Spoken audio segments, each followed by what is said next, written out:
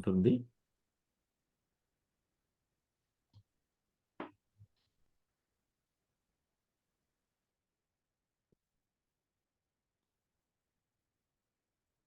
ఓం అజ్ఞానతిమిరంధస్య జ్ఞానాంజనశలాకయా చక్షురున్మీలితం యేన తస్మై శ్రీగురవే నమః.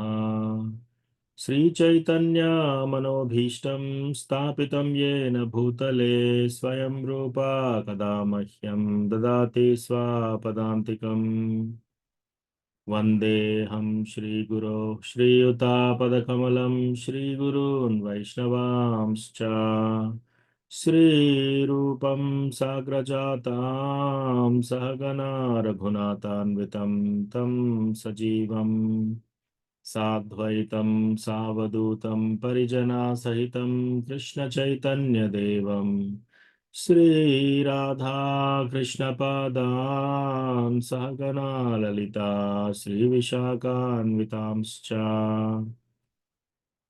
హే కృష్ణ కరుణా సింధో దీనబంధో జగత్పతే గోపేశ గోపికా కాంత రాధాకాంత నమోస్తుతే. తప్త కాంచన గౌరాంగీ రాధే వృందావనేశ్వరి వృషభానుసుతే దేవి ప్రణమామి హరిప్రియే. వాంఛాకల్పతరుభ్యశ్చ కృపా సింధుభ్య ఏవ చ పతితానాం పావనేభ్యో వైష్ణవేభ్యో నమో నమః. జయ శ్రీ కృష్ణ చైతన్య ప్రభు నిత్యానంద శ్రీ అద్వైత గదాధర శ్రీవాసాది గౌరభక్త బృంద. హరే కృష్ణ కృష్ణ కృష్ణ హరే హరే హరే రామ రామ రామ హరే హరే. మత్సమో నాస్తి పాపాత్మా నపరాధీ చ కశ్చన పరిహారేऽపి లజ్జా మే కిం బ్రువే పురుషోత్తమ. యువతీనాం యథా యోని యూనాం చ యువతౌ యథా మనోభిరమతే తద్వన్మనో మే రమతాం త్వయి. భూమౌ స్ఖలితపాదానాం భూమిరేవావలంబనం త్వయి జాతాపరాధానాం త్వామేవ శరణం ప్రభో. గోవింద వల్లభే రాధే ప్రార్థే త్వమహం సదా త్వదీయం ఇతి జానాతు గోవిందో మాం త్వయా సహ. రాధే వృందావనాధీశే కరుణామృతవాహిని కృపయా నిజపాదాబ్జ దాస్యం మహ్యం ప్రదీయతాం. త్రినాదపి సునీచేన తరోరివా సహిష్ణునా మానినా మానదేన కీర్తనీయः సదా హరిః. కథంచన స్మృతే యస్మిన్ దుష్కరం సుకరం భవేత్ విస్మృతే విపరీతం స్యాత్ శ్రీచైతన్యం నమామి తం. సంసార దుఃఖ జలదౌ ప్రతితస్య కామా క్రోధాదినక్రమకరే కవలీకృతస్య దుర్వాసనా నిగడితస్య నిరాశ్రయస్య చైతన్య చంద్ర మమ దేహి పదావలంబం. చైతన్య చంద్ర మమ దేహి పదావలంబం. సో ఈరోజు అందరికీ స్వాగతం. రోజు ఉదయం భాగవతం క్లాస్కి స్వాగతం ఇస్కాన్ వరంగల్ తరఫున.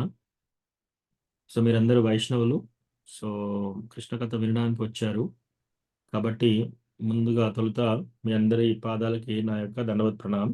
ఎందుకంటే మీరందరూ వైష్ణవులు కాబట్టి నా దండవత్ ప్రణామం అర్పిస్తున్నాను. సో ఈరోజు మనకు అసైన్ చేసిన వర్స్ శ్రీమద్ భాగవతం 2వ స్కందం 2వ చాప్టర్ 32వ శ్లోకం. సో ఇది ఎవరైనా ఒకరు అన్మ్యూట్ చేయండి. ముందు ఇది కాల్ అండ్ రిపీట్ చేద్దాం, ఆ తర్వాత హరే కృష్ణ.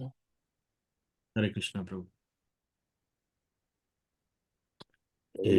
సాధారణమైన ప్రణామాలు. ధన్యవాద ప్రణామం ప్రభు. हरे कृष्ण प्रभु जी, प्रणाम आले प्रभु जी। ధన్యవాద ప్రణామం సుధా మాతాజీ. ఏతే శృతి తే నృపవేద గీతే ఏతే శృతి తే నృపవేద గీతే త్వయా విపృష్టే చ సనాతనే చ त्वयाभिपृष्टे च सनातने च ये वै पुरा ब्राह्मण आहतुष्टा ये वै पुरा ब्रह्मण आहतुष्टा आराधितो भगवान् वासुदेवः आराधितो भगवान् वासुदेवः एते श्रुति ते नृपवेदगीते एते श्रुते ते नृपगीते त्वयाभिपृष्टे च सनातने च त्वयाभिपृष्टे च सनातने च ये वै पुरा ब्रह्मण आहतुष्टा ये वै पुरा ब्रह्मण आहतुष्टा आराधितो भगवान् वासुदेवः आराधितो भगवान् वासुदेवः एते श्रुति ते नृपवेदगीते एते श्रुति ते नृपवेदगीते त्वयाभिपृष्टे च सनातने च त्वयाभिपृष्टे च सनातने च ये वै पुरा ब्रह्मण आहतुष्टा वै पुरा ब्रह्मण आहतुष्टा आराधितो भगवान् वासुदेवः आराधितो भगवान् वासुदेवः ఇంకెవరైనా చెప్తారా? పూర్తిగా చదవనా సార్ ప్రభు? ఒక్క నిమిషం ప్రభుజీ, వేరే వాళ్ళకు. పర్లేదు. హరే కృష్ణ ప్రభుజీ. ఏతే శృతి తే నృపవేద గీతే స్వయా విపృష్ణే చ సనాతనే చ ఏ వై పురా బ్రాహ్మణ అహతుష్ట ఆరాధితో భగవాన్ వాసుదేవః. హరే కృష్ణ. థ్యాంక్ యూ శోభా మాతాజీ. హరే కృష్ణ ప్రభు, ప్రణామాలు. ఏతే స్మృతి తే నృపవేద గీతే త్వయా విపృష్టే చ సనాతనే చ ఏ వై పురా బ్రాహ్మణ ఆహతుష్ట ఆరాధితో భగవాన్ వాసుదేవః. థ్యాంక్ యూ కృష్ణ ప్రియ మాతాజీ. హరే కృష్ణ ప్రభు, ప్రణామాలు.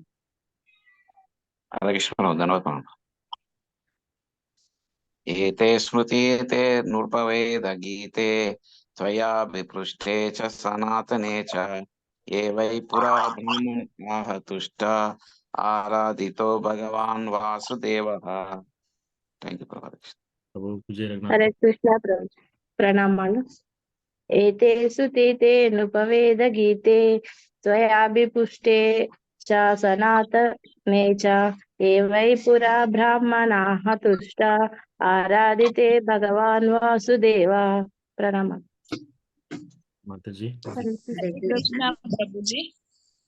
ఏతే శ్రుతి తే నృపవేద గీతే త్వయా విపృష్టే చ సనాతనే చ ఏ వై పురా బ్రాహ్మణ తృష్ట ఆరాధితో భగవాన్ వాసుదేవః.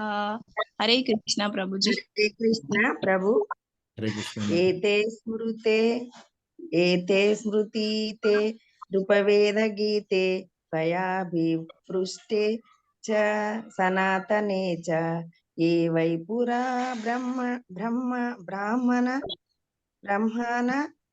ఆహతుష్ట ఆరాధితో భగవాన్ వాసుదేవః. హరే కృష్ణ. హరే కృష్ణ. హరే కృష్ణ ప్రభుజీ. ఏతే శృతి తే నృపవేద గీతే త్వయాభిపృష్టే చ సనాతనే చ ఏ వై పురా బ్రహ్మణ అహతుష్ట ఆరాధితో భగవాన్ వాసుదేవః. హరే కృష్ణ ప్రభుజీ. Thank you Hare Sudha. కృష్ణ ప్రభుజీ. ఏతే శృతి తే నృపవేద గీతే త్వయాభిపృష్టే చ సనాతనే చ ఏ వై పురా బ్రాహ్మణ ఆహతుష్ట ఆరాధితో భగవాన్ వాసుదేవః. హరే. థ్యాంక్ యూ జ్యోతి మాతాజీ. థ్యాంక్ యూ ప్రభుజీ. హరే కృష్ణ. ఇంకెవరన్నా?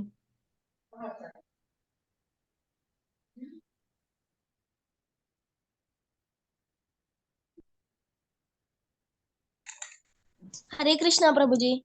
ఏతే స్మృతే तृतीते नृपवेदगीते त्वयाभिपृष्टे च सनातने च या वै पुरा ब्रह्मणा तुस्ता आराधितो भगवान् वासुदेवः। हरे कृष्ण प्रभुजी। థ్యాంక్ యూ ప్రభు. హరే కృష్ణ ప్రభుజీ ప్రణామాలు. ధన్యవాద ప్రణామం. ఏతే స్మృతితే నృపవేద గీతే త్వయాభిపృష్టే చ సనాతనే చ ఏ వై పురా బ్రహ్మణాః తుష్ట ఆరాధితో భగవాన్ వాసుదేవః.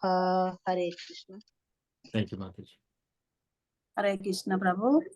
ఏతే శృతితే నృపవేద గీతే త్వయాభివృష్టే చ సనాతనే చ ఏ వై పురా బ్రాహ్మణాః తుష్ట ఆరాధితో భగవాన్ వాసుదేవః. థ్యాంక్ యూ అమ్మా. హరే కృష్ణ.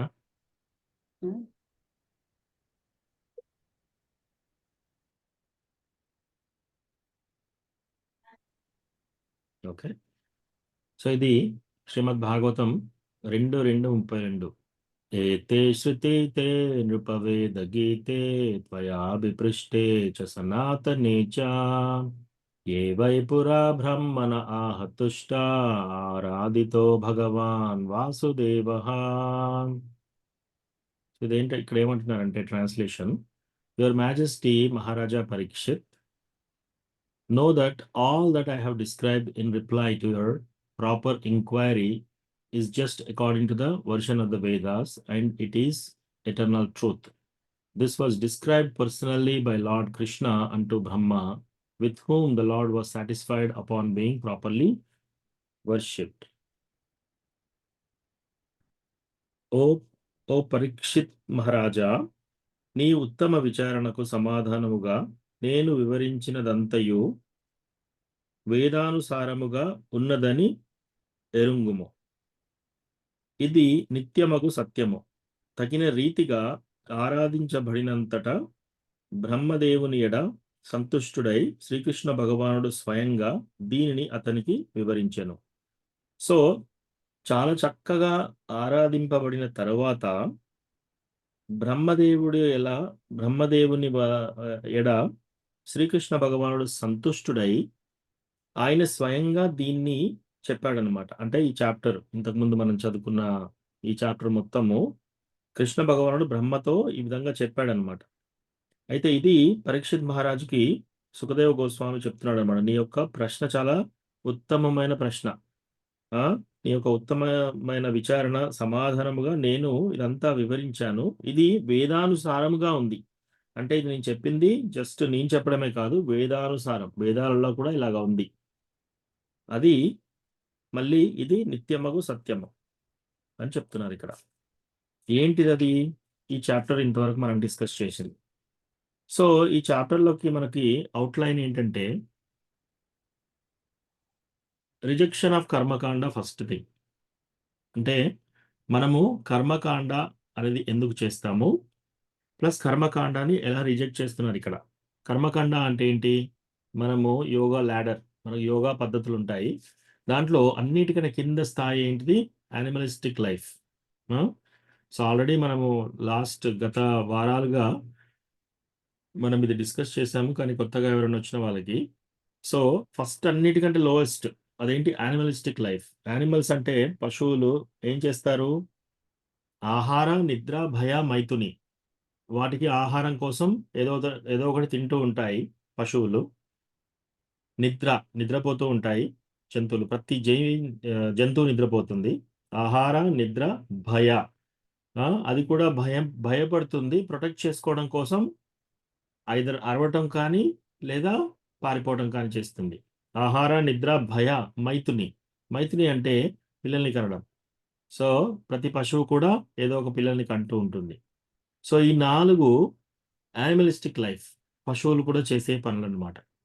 సో కొంచెం పైన ఈ మానవ శరీరం తీసుకున్న వాళ్ళు కూడా ఇట్లా పశువుల్లాగా బతికే వాళ్ళు ఏం చేస్తున్నారు? వాళ్ళు కూడా ఈ 4 చూస్తున్నారు: ఆహార, నిద్ర, భయ, మైథుని. సో ఆహారం వాళ్ళు ఏంటి? పశువులు ఆహారం తింటూ ఉంటాయి. అలాగే వీళ్ళు కూడా ఎలా తింటున్నారట, కొంచెం సాఫిస్టికేటెడ్గా ఒక డైనింగ్ రూమ్ పెట్టుకొని చక్కగా స్పూన్స్తో లేదా రకరకాల వంటలు చేసుకొని తింటున్నారు. కానీ తినాల్సింది, సో ఆహారం కోసమే తింటున్నారు. తర్వాత నిద్రపోతారు, రైట్? పశువుల్లాగా నేల మీద పడుకోకపోవచ్చు, కానీ ఒక బెడ్రూమ్ ఉంటుంది, దాంట్లో బెడ్స్ ఉంటాయి, బెడ్షీట్స్ ఉంటాయి, పిల్లోస్ మెత్తలు ఉంటాయి, వాళ్ళు పడుకుంటారు. మూడోది ఆహార, నిద్ర, భయ. సో భయ అంటే ప్రొటెక్షన్. మనకి ఎక్కడన్నా దొంగల నుంచి ప్రొటెక్షన్ ఎలా చేస్తున్నారు, తాళం వేసేసుకుంటారు. సో రూము తలుపులు పెట్టేసుకుంటారు, తాళం వేసేసుకుంటారు. లేదా ఎప్పుడైనా ఏదైనా ప్రాబ్లం అయినప్పుడు కోర్టులోకి వెళ్ళి రక్షణ కోసం ట్రై చేస్తారు, పోలీస్ వ్యవస్థ దగ్గరికి వెళ్ళి. సో ఆహార, నిద్ర, భయ, మైథుని. మైథుని అంటే స్త్రీ పురుష సాంగత్యం ప్లస్ పిల్లల్ని కనడం కోసం మైథుని. సో ఇవి 4 పశువులు చేస్తున్నారు, మనుషులు చేస్తున్నారు. సో కాకపోతే మనుషులు కొంచెం సొఫిస్టికేటెడ్గా చేస్తున్నారు, అంతే తేడా.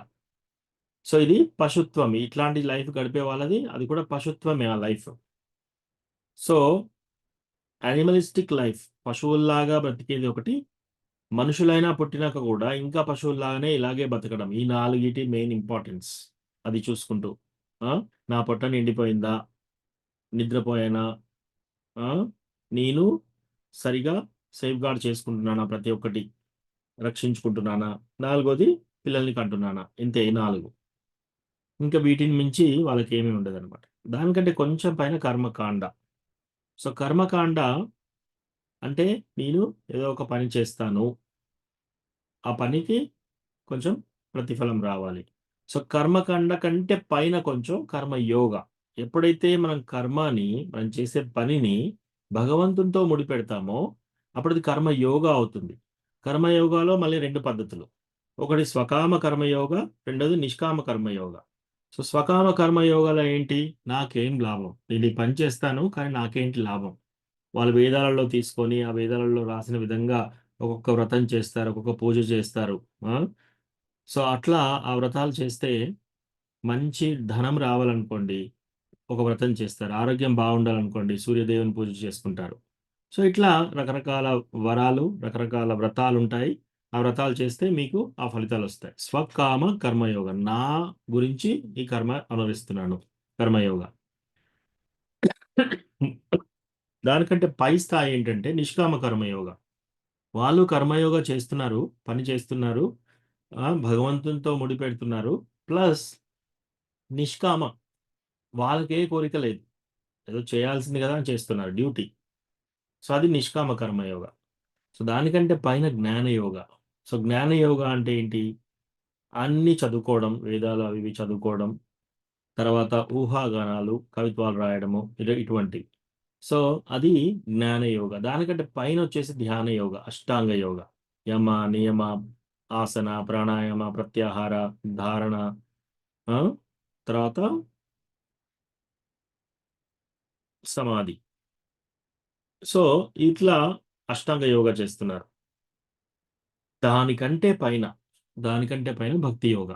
సో అన్నిటికంటే భక్తి యోగ, యోగినామపై సర్వేషాం మద్గతేన అంతరాత్మన, 6వ చాప్టర్ భగవద్గీత చివరి శ్లోకం. సో దీంట్లో ఏం చెప్తున్నారు, యోగినామపి సర్వేషం, అందరి యోగుల్లో సర్వేషం, అందరికంటే యోగులలో ఎక్కువ ఎవరంటారు, మద్గతేన అంతరాత్మన, నా భక్తులు భక్తియుత సేవలో వాళ్ళు ఇంకా అధికం అని చెప్పారనమాట. సో ఇప్పుడు మనం చదివిన శ్లోకంలో ఏముంది, ఈ చాప్టర్లో చెప్పేదంతా కూడా వేదాల అనుసారంతో ఉంది. కృష్ణ భగవానుడు బ్రహ్మదేవుడికి ఆల్రెడీ చెప్పాడు, ఇదే నేను నీకు చెప్తున్నాను అని సుఖదేవ గోస్వామి పరీక్షిత్ మహారాజ్తో అంటున్నాడు అనమాట ఈ శ్లోకంలో. అంటే ఇప్పుడు మనం చదువుకునేదంతా కూడా వేదాల యొక్క సారాంశం, వేదాలలో లిఖించబడింది. ప్లస్ దీనిని కృష్ణ భగవానుడు ఆమోదించాడు. బ్రహ్మగారికి ఒకసారి కృష్ణ భగవానుడే ఇది బోధిస్తున్నాడు అనమాట. అయితే ఈ చాప్టర్లో మనకు ఫస్ట్ 2వ శ్లోకం నుంచి 7వ శ్లోకం వరకు కర్మకాండ గురించి చెప్తారనమాట. సో కర్మకాండలో ఏంటి, the path of the Vedas where one's intelligence is directed towards meaningless things like heaven gives only temporary pleasure, like the enjoyment in a dream. So రెండో శ్లోకంలో ఈ చాప్టర్లో ఏం చెప్తున్నారంటే ఈ యొక్క వేదాస్లో చెప్పబడిన విషయాలన్నిటినీ ఈ జనాలు ఏం చేస్తున్నారు, కర్మకాండ ద్వారా వాళ్ళు పైలోకానికి వెళ్ళడానికి ప్రయత్నిస్తున్నారు అనమాట, స్వర్గలోకానికి. రైట్. సో ఊర్ధ్వం గచ్చంతి సత్వస్థ, మధ్యే తిష్టంతి రాజస, అధో గచ్చంతి తామస. సో మనము ఈ వేదాలను చదువుకుంటూ సత్వగుణంలో కనుక ఉంటే మనము ఊర్ధ్వం గచ్చంతి సత్వస్థ, ఊర్ధ్వలోకాలకు వెళ్తాం, పైలోకాలకి. మధ్యే తిష్టంతి రాజస, మనం రజోగుణంలో కనుక ఉన్నామనుకోండి, మధ్య తిష్టంతి, ఇక్కడే ఉంటాం, మళ్ళీ ఈ ప్రాపంచిక లైఫ్లో ఈ యొక్క భూమి ఈ లైఫ్లోనే మళ్ళీ పుట్టవలసి వస్తుంది. అదో గచ్చంతి తామస, ఒక తామస గుణంతో తామస లక్షణాలు చేస్తూ ఉన్న వాళ్ళు అదో గచ్చంతి. ఫర్ ఎగ్జాంపుల్ మాంసాహారం తినడము, మందు తాగడము అలా చేస్తారనుకోండి విచ్చలవిడిగా, వాళ్ళకి నెక్స్ట్ జన్మలో పశువుల లైఫ్ ఇస్తారనమాట. సో అట్లా అదో గచ్చంతి తామస. అయితే వీళ్ళు ఏం చేస్తున్నారట, ఈ వేదాలలో చెప్పిన విషయాలను తీసుకొని వాళ్ళ యొక్క మేధాశక్తిని దేనికి ఉపయోగిస్తున్నారట, స్వర్గానికి వెళ్ళడం కోసము, లేదా ఈ ప్లెజర్స్ అనుభవించడం కోసం, కోరికలు తీర్చుకోవడం కోసం ప్రయత్నాలు చేస్తున్నారట. ఇది ఎలా ఉందట, ఇదంతా ఒక కలలో, మీరు కల కంటున్నట్టు, మీరు కలలో ఎంజాయ్ చేస్తారు చూడండి, అలా ఉందట. ఎందుకంటే మీరు ఇమీడియట్గా నిద్ర లేవగానే ఆ కళ పోతుంది, ఆ కళ లోపల ఉన్న ఎంజాయ్మెంట్ పోతుంది. సో ఓన్లీ కలగంటున్నారు, మీరు ఎంజాయ్ చేస్తున్నారని కలగంటున్నారు. అట్లాగే ఈ వేదాస్ కూడా ఇటువంటి స్వర్గలోకానికి వెళ్ళడము, ఇటువంటి కార్యక్రమాలన్నింటినీ ఎట్లా అంట, enjoyment like in a dream. మనకు కళ వస్తే ఇలా ఎంజాయ్ చేయడానికి ప్రయత్నం చేస్తున్నాం, ఆ కళలో అటువంటిదట. ఎప్పుడైతే కళ ధరిస్తామో మనకు కళ నుంచి బయటకు వస్తామో అదంతా పోతుంది. సో ఇట్లాగే ఎప్పుడైతే చనిపోతామో మనం ఈ చేసిన ఇవన్నీ కూడా మళ్ళీ పోతాయి.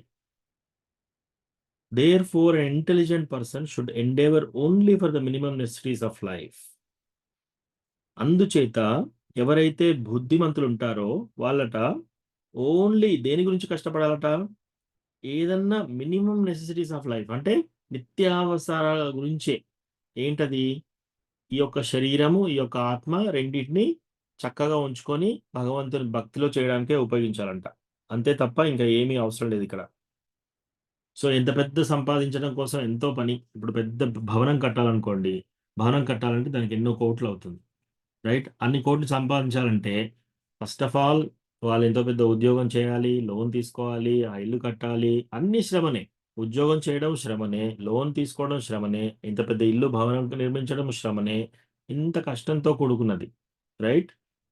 సో ఇలా అన్నీ చేస్తున్నారు తప్ప వాళ్ళు ఏంటంట, వాళ్ళ యొక్క ఆత్మతత్వ జ్ఞానం గురించి మాత్రం ఆలోచించట్లేరు. కాబట్టి ఎవరైతే బుద్ధిమంతులో ఇలా ఆలోచించాలి అని చెప్తున్నారు. ఇంకా 4-5 శ్లోకాలలో ఏం చెప్తున్నారంటే, మనకు ఈ పెద్ద పెద్ద ఫ్లాట్స్ దేనికి, అసలు మంచాలు దేనికి, బెడ్స్ దేనికి, రైట్. మనకు ఆల్రెడీ చేతులు ఉన్నాయి కదా, మన చేతులు మన ఉన్నప్పుడు పిల్లోస్ ఎందుకు మనకు, అంటే మెత్తలు ఎందుకు పడుకున్నప్పుడు. తర్వాత మనకు చేతులు ఉన్నాయి, ఇలాంటి చేతులు 2 చేతులు ఉన్నాయి, దాని గురించి మళ్ళీ గిన్నెలు, ఫోర్కులు, స్పూన్లు ఎందుకు, మనం ఆహారం తీసుకునేటప్పుడు స్పూన్ ఎందుకు, ఫోర్క్ ఎందుకు, చేతులు ఉన్నాయి ఆల్రెడీ. రైట్. మనకి బట్టలు ఎందుకు, రైట్. ఆల్రెడీ చెట్టు ఏం చేస్తుంది, నార ఇస్తుంది, నార వేసుకొని ఉండొచ్చు కదా. లేదా దారిలో వెళ్తుంటే మీకు చిరిగిపోయిన వస్త్రాలు దొరికాయా, ఎవరో పడేస్తారు కదా చిరిగిపోయినాయి, అవి వేసుకోండి. తర్వాత మనకు పళ్ళు అవి ఇవి పుష్పాలు చెట్ల నుంచి రావా, రివర్స్ అన్నీ ఎండిపోయాయా, రివర్స్ అంటే వాగులు, చెరువులు, ఇవన్నీ ఎండిపోయాయా, వాటిలో నీళ్ళు ఉన్నాయి కదా, నీళ్లు కొనుక్కోవాల్సిన అవసరం లేదు. తర్వాత గుట్టలు, గుహలు క్లోజ్ అయిపోయాయా, ఆ గుహలో పడిపోయి ఉండండి. తర్వాత భగవంతుడు ఎవరినైనా సరే వాళ్ళు తన సరెండర్, అంటే వాళ్ళు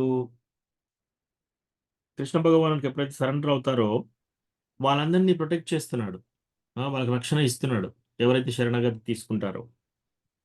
సో ఎందుకు ఈ భాగ్యవంతులతో వాళ్ళ వెనకాల మనం ఎందుకు పరుగులాట తీయాలి, వాళ్ళు భాగ్యవంతులుగా ఉన్నారు, చాలా ధనవంతులుగా ఉన్నారు, మనం కూడా అలా తయారైదామని ఎందుకు మన మన మన ఉరుకులాట ఎందుకు ఆ విషయంలో అని 4-5 శ్లోకాలలో చెప్తున్నారనమాట. అని చెప్పేసి లాస్ట్‌కి 6 శ్లోకంలో thus being fixed if one worship the super soul, the ultimate goal of life, one's ignorance is destroyed and one can achieve liberation. So ఇక్కడ ఏమంటున్నారంటే 6 శ్లోకంలో అందుచేత మీరు ఈ యొక్క పరమాత్మని దర్శించుకోండి. ఈ పరమాత్మని దర్శించుకుంటే మీకేమవుతుంది? మోక్షం లభిస్తుంది.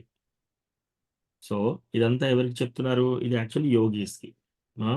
భక్తులకు కాదు. ఎందుకంటే భక్తులు ఎప్పుడు కూడా లిబరేషన్, వాళ్ళకి మోక్షం గురించి ఎప్పుడు ఆరాటపడరు. ఇప్పుడు ధర్మ, అర్థ, కామ, మోక్ష. సో ధర్మంగా ఎందుకుంటారు? అర్థం కోసం. ధర్మంగా మీరు వ్యవహరిస్తే అర్థం, డబ్బు ఆటోమేటిక్‌గా వస్తుంది. ధనం ఆటోమేటిక్‌గా వస్తుంది. ధనం ఎందుకు? మీరు రకరకాల కోరికలు తీర్చుకోవడం కోసం ధనం కావాలి. రైట్? ధర్మ, అర్థ. ధర్మం ఎందుకు? అర్థం కొరకు. డబ్బు రావడం కోసం. అర్థం ఎందుకు? కామం కోసం. కామం తీర్చుకోవడం, కోరికలు తీర్చుకోవడం కోసం డబ్బు. అవెందుకు? అలా కోరికలు తీర్చుకోగా ఒక్కసారి అనిపిస్తుంది వాళ్ళకి. ఎంతో ప్రయత్నం చేస్తున్నాను, ఇక్కడ ఎంజాయ్‌మెంట్ లేదు అని లాస్ట్‌కు తెలుసుకుంటారు. అప్పుడు ఏం చేస్తారు? వాళ్ళకు నాకేది వద్దు, నాకు మోక్షం కావాలి అని చెప్తారనమాట. అది కూడా ఒక కోరికే. కానీ భక్తులకి, కృష్ణ భగవానుడి డివోటీస్‌కి వాళ్ళకి మోక్షం కూడా అక్కర్లేదనమాట. ఇప్పుడు మోక్షం వచ్చినా సరే నేనేం చేయాలి? నేను కృష్ణ భగవానుడి సేవలో చేయాలి. రైట్? నాకు సేవ దొరకకపోతే మోక్షం ఉండి లాభం ఏంటి? లేక లాభం ఏంటి? అలా అనుకుంటారనమాట. సో 7వ శ్లోకంలో ఏం చెప్తున్నారంటే, ఎవరైనా చూసి ఈ యొక్క కర్మకాండ ద్వారా, కర్మయోగ ద్వారా ఎవరైతే ఈ వేదాస్‌ని తీసుకొని వ్యవహారాలు చేస్తున్నారో వాళ్ళు ఇంప్రూవ్ అవ్వడం కోసం, వాళ్ళు ఎదగడం కోసము, వాళ్ళు అసలు ఈ భక్తిని ఎలా వదిలేస్తున్నారు? అని ఆ కర్మకాండాన్ని చూసి ఎందుకు చేసుకుంటున్నారు? అయ్యో! అలా ఎందుకు చేస్తున్నారు అని ఇక్కడ బాధపడుతున్నారనమాట. 7వ శ్లోకం. సో 8వ శ్లోకం నుంచి 12వ శ్లోకం వరకు మనకేం చెప్పారంటే, ధారణాశ్రయ for advanced detached yogi. So ఇప్పుడు మీకు ఒక పిక్చర్ చూపిస్తాను నేను.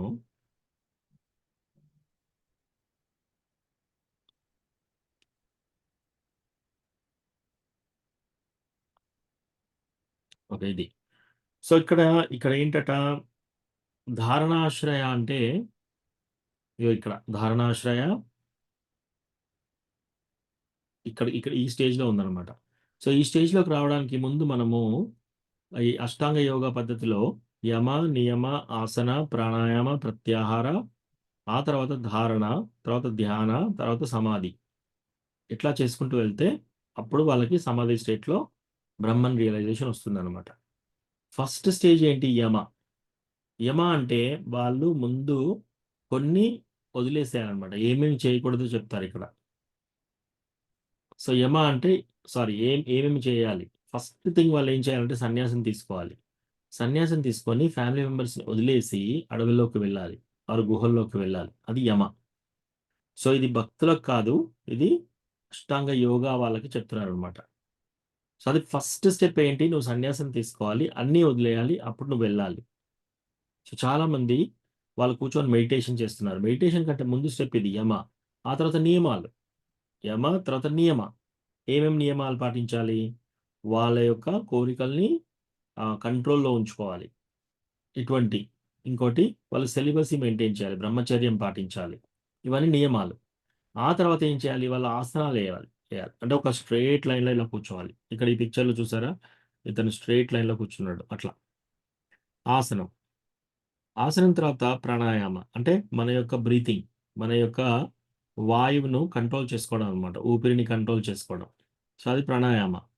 ఆ తర్వాత ప్రత్యాహార అంటే మన యొక్క ఇంద్రియాలు, ఆ ఇంద్రియాల భోగవాంఛ నుంచి మనం వెనక్కి లాగాలన్నమాట. వెనక్కి లాగడం ప్రత్యాహార. దాన్ని ఏం చేయాలి?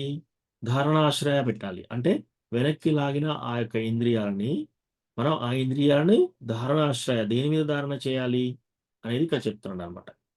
సో ఇక్కడ 8 నుండి 12వ శ్లోకం వరకు ఏం చెప్తున్నారు? ధారణాశ్రయ ఫర్ అడ్వాన్స్డ్ యోగి, డిటాచ్డ్ యోగి. వీళ్ళు ఏం చేస్తారట? సో ఇక్కడ మనకి సూపర్ సోల్ గురించి చెప్పారనమాట. అంటే పరమాత్మ గురించి చెప్పారు. పరమాత్మ సైజ్ ఎంత ఉందంట? 8 ఇంచులు. ఎక్కడ ఉంటారంట పరమాత్మ? మన యొక్క హృదయంలో ఉంటాడంట. తర్వాత ఈ పరమాత్మ 4 చెవులతో 4 చేతులతో ఉంటారనమాట. 2 శంఖ, చక్ర, గద, పద్మం, ఈ 4 పట్టుకొని ఉంటాడనమాట. అట్లాగే ఆయన యొక్క నోరు ఎక్స్ప్రెసెస్ హ్యాపీనెస్, అంటే హ్యాపీనెస్ అంటే సంతోషాన్ని వెలబుచ్చేది ఆయన యొక్క నోరు. ఆ తర్వాత ఆయన కళ్ళు ఎలా ఉన్నాయంట పరమాత్ముడి? లైక్ లోటస్ పెటల్స్, అంటే ఒక కమల ఆకుల్లాగా ఉన్నాయన్నమాట. కమల పుష్పరేకుల్లాగా ఉన్నాయి.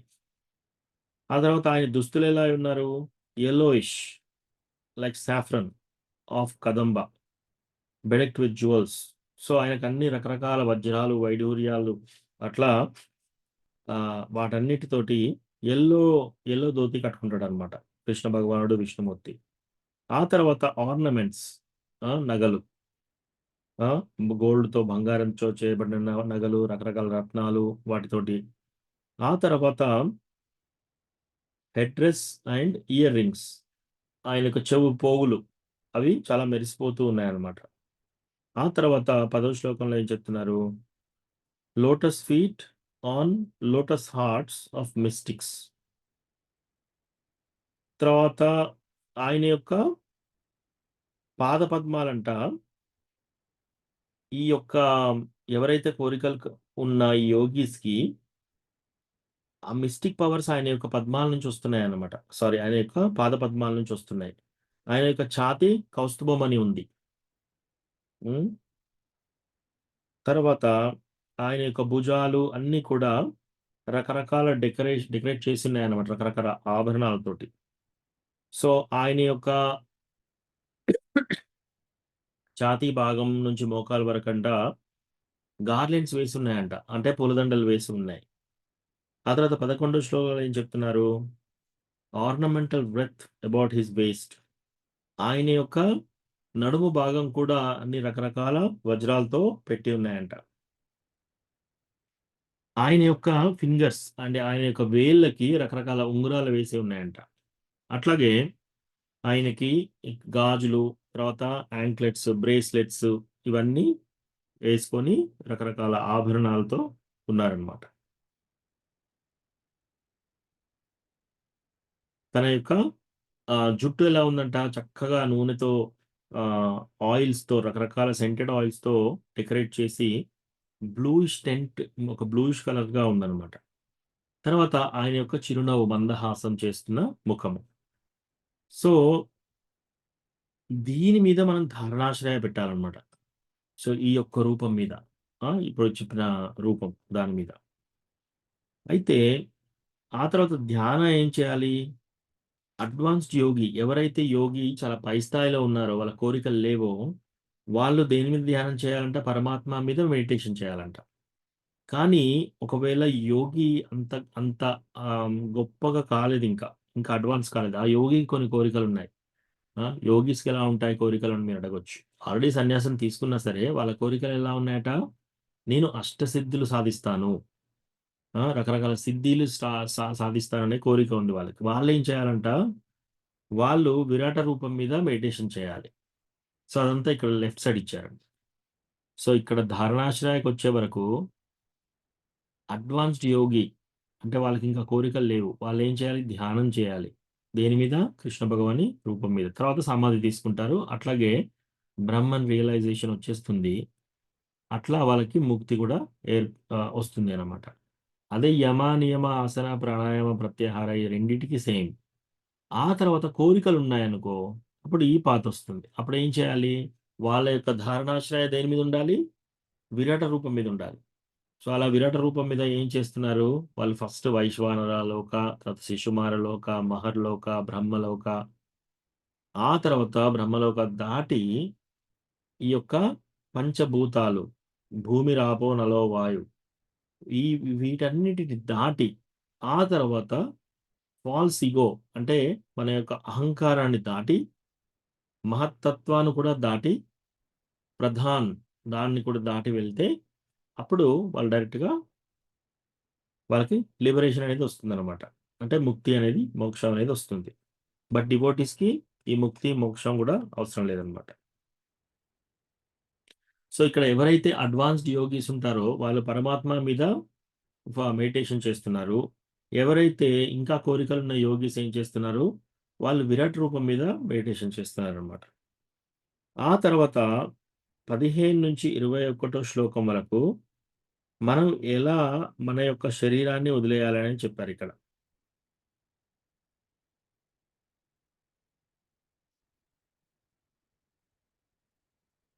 సో ఇక్కడ 16, 17 శ్లోకంలో ఏం చెప్తున్నారు, స్టేజెస్ ఆఫ్ లబ్ధోపశాంతి, మర్జింగ్ వన్స్ మైండ్, ఇంటెలిజెన్స్, జీవ, super soul. Okay, so first mind intelligence లో మర్జ్ చేస్తున్నారు, బుద్ధిలో. ఆ బుద్ధిని జీవులం, మనం ఆ జీవలంలో మర్జ్ చేస్తున్నారు. ఆ తర్వాత ఆ జీవిని సూపర్ సోల్లో అంటే పరమాత్మలో కలిపేస్తున్నారు అనమాట. ఇట్లా చేసినప్పుడు ఏమవుతుంది, కృష్ణ భగవానుడు సాటిస్ఫై అవుతాడు. అయినప్పుడు ఇంకా వాళ్ళకి ప్రాపంచిక లైఫ్ మీద ఉండదన్నమాట. అలాంటి స్టేజ్లోకి వెళ్ళిన వాళ్ళకి ఇతరత్ర దేవతల ద్వారా ఇంటర్ఫియరెన్స్ ఉండదు, టైం ద్వారా ఇంటర్ఫియరెన్స్ ఉండదు, తర్వాత ప్రకృతి త్రిగుణాలతో ఏమీ వాళ్ళు నడిపించబడరు. వాళ్ళ యొక్క అహంకారము, ఇవన్నీ మెటీరియల్ నేచర్, ఇవన్నీ కూడా దాటగలుగుతారు. దాన్ని లబ్ధోపశాంతి అంటారు. ఆ తర్వాత బ్రహ్మన్ రియలైజేషన్. సో వదంతి తత్వవిదస్తత్వం యజ్ఞానమద్వయం బ్రహ్మేతి పరమాత్మేతి భగవానితి శబ్దతే. సో మనం ఈ భగవత్ తత్వాన్ని 3 విధాలుగా అర్థం చేసుకోవచ్చు అని మన సేజెస్ చెప్పారన్నమాట. ఏంటది, ఫస్ట్ బ్రహ్మేతి అంటే ఒక వెలుగులాగా తీసుకోవచ్చు. ఆ వెలుగు ఎక్కడి నుంచి వస్తుంది, నతద్ భాసయతే సూర్యో న శశాంకో న పావకః యద్గత్వా న నివర్తంతే తద్ధామ.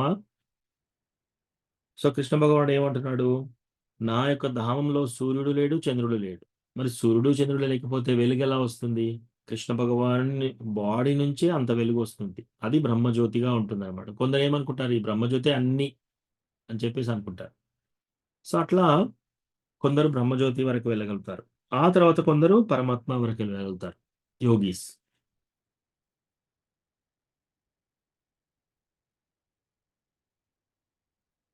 అది బ్రహ్మన్ రియలైజేషన్. ఆ తర్వాత షట్చక్ర యోగ పద్ధతి ద్వారా, అంటే వాళ్ళ యొక్క చక్రాలని ఇప్పుడు ఇక్కడ చూసారా, ఇక్కడ మూల చక్రం నుంచి నాభి తర్వాత మూలాధార చక్ర, తర్వాత స్వాదిష్టాన, మణిపూరక చక్రస్, అనాహత చక్ర, విశుద్ధి చక్ర, అజ్ఞా చక్ర.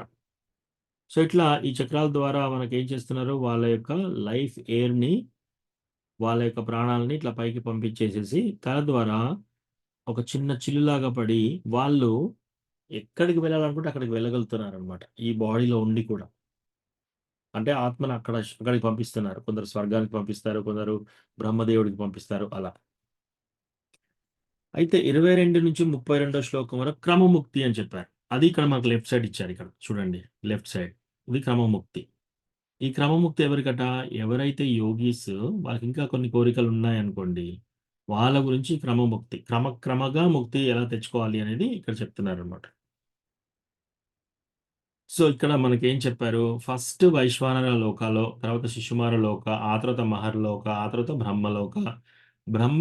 బ్రహ్మలోక దాటిన తర్వాత భూమి రాపో నలో వాయు, వాటిని ఒక్కొక్క లేయర్స్ ఎలా ఉన్నాయంటే సర్క్యులర్ లేయర్స్. మీకు ఇంకో పిక్చర్ చూపిస్తాను.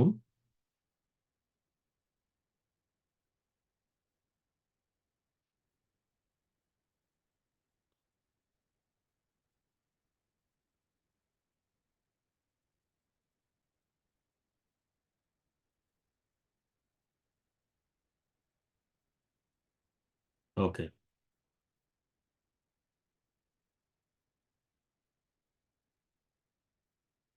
గోలోక చార్ట్.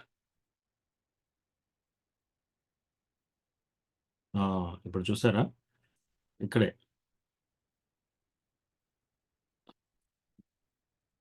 సో ఇది ఆమ్, గర్భోదక సాయి విష్ణు ఆయన యొక్క నాభి నుంచి ఈ యొక్క తామర పుష్పము ఉద్భవిస్తుంది. ఆ తామర పుష్పంలో కూర్చున్న వ్యక్తి ఎవరు? బ్రహ్మదేవుడు. ఆ యొక్క నాభి నుంచి వచ్చే ఈ పైపు ద్వారా దాని లోపటనే ఈ 14 లోకాలు ఉన్నాయన్నమాట. అతల వితల సుతల తలాతల మహాతల రసతల పాతాల ఇవన్నీ కింది లోకాలు. భూర్ అంటే భూర్లోకము. భువర్ అంటే ఇక్కడ దయాలు భూతాలు ఉండే లోకం. ఆ తర్వాత స్వర్గలోకం, ఆ తర్వాత మహర్లోకం, ఆ తర్వాత జనలోకం, తపోలోకం, సత్యలోకం అంటే బ్రహ్మలోక. ఇది దాటిన తర్వాత దీనికంటే పైన ఇక్కడ మీరు చూస్తే ఫస్ట్ స్టార్ట్ అవుతుంది. ప్రభుజీ స్టార్ట్ అవుతుంది ప్రభు. మనకు దర్శనం స్టార్ట్ అవుతుందా? అవును ప్రభు. ఓకే ఓకే ప్రభుజీ, then మనం బ్రేక్ తీసుకుందాం.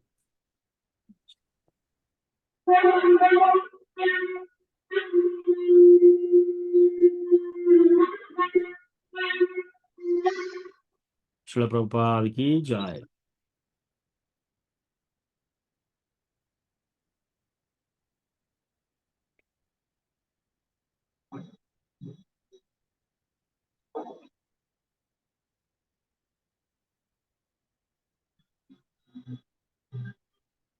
జై శ్రీ శ్రీ గౌర్నితాయకి జాయ్.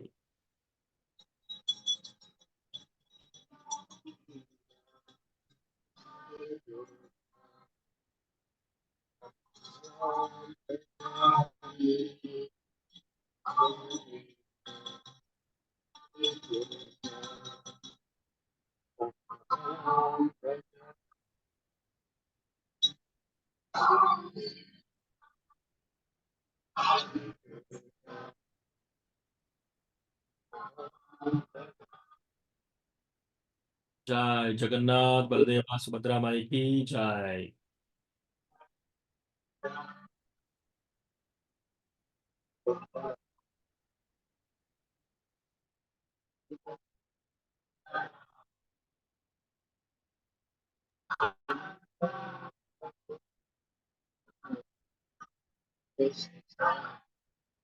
राधा लीला माधव की जय.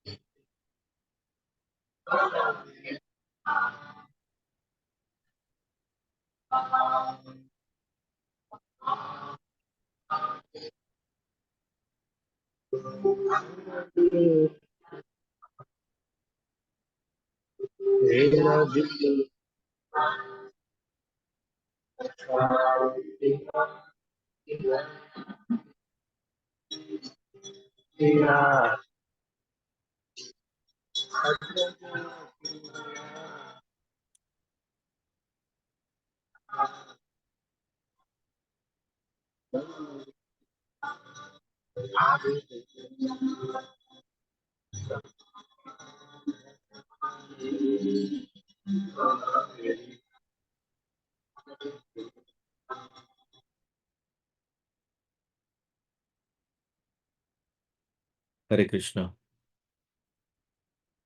సో ఇప్పుడు మనం క్రమముక్తి చూస్తున్నాము.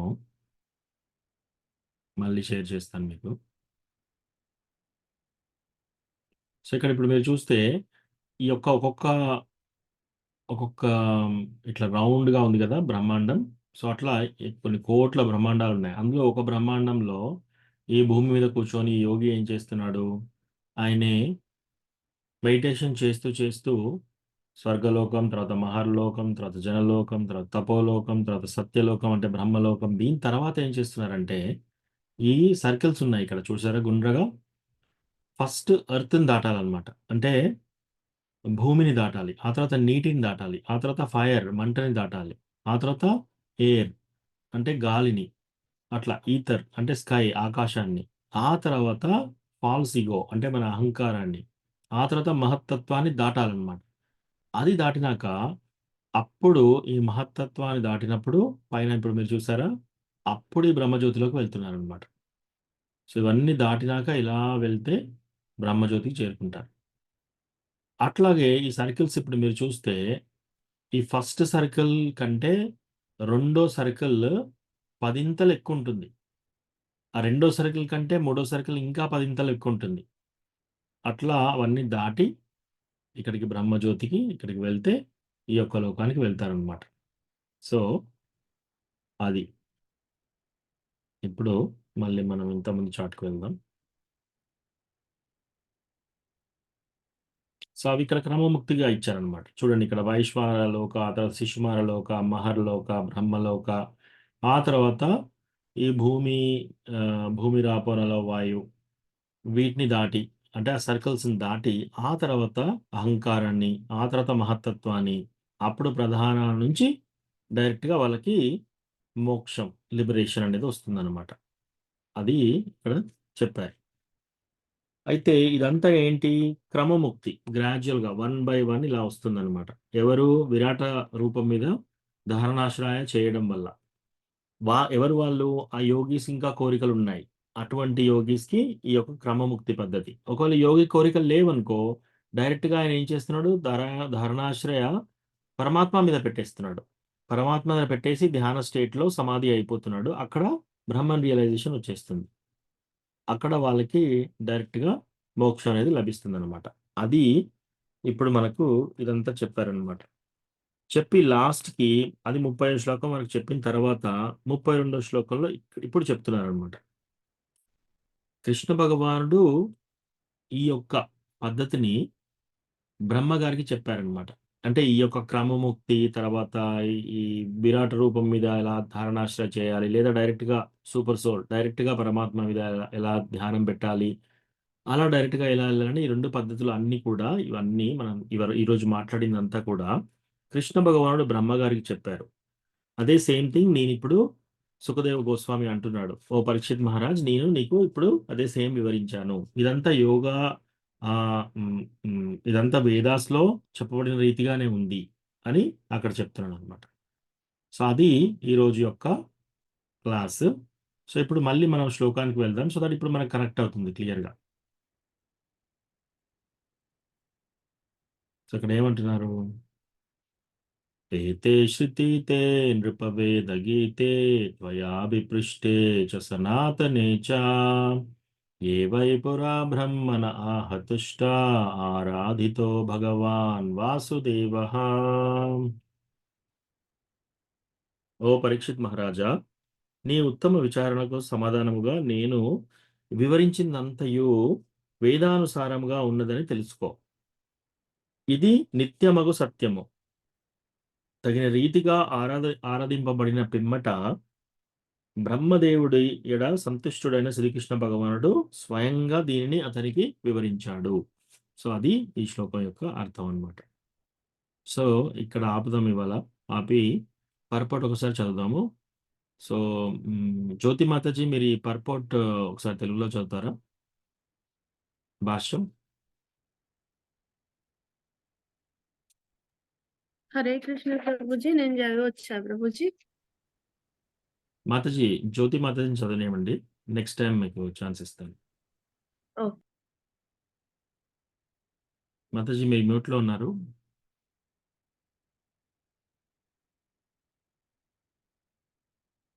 ఓకే, సుధా మాతాజీ మీరు చదవండి అయితే. ఓకే ప్రభుజీ, థ్యాంక్ యూ. భాష్యం.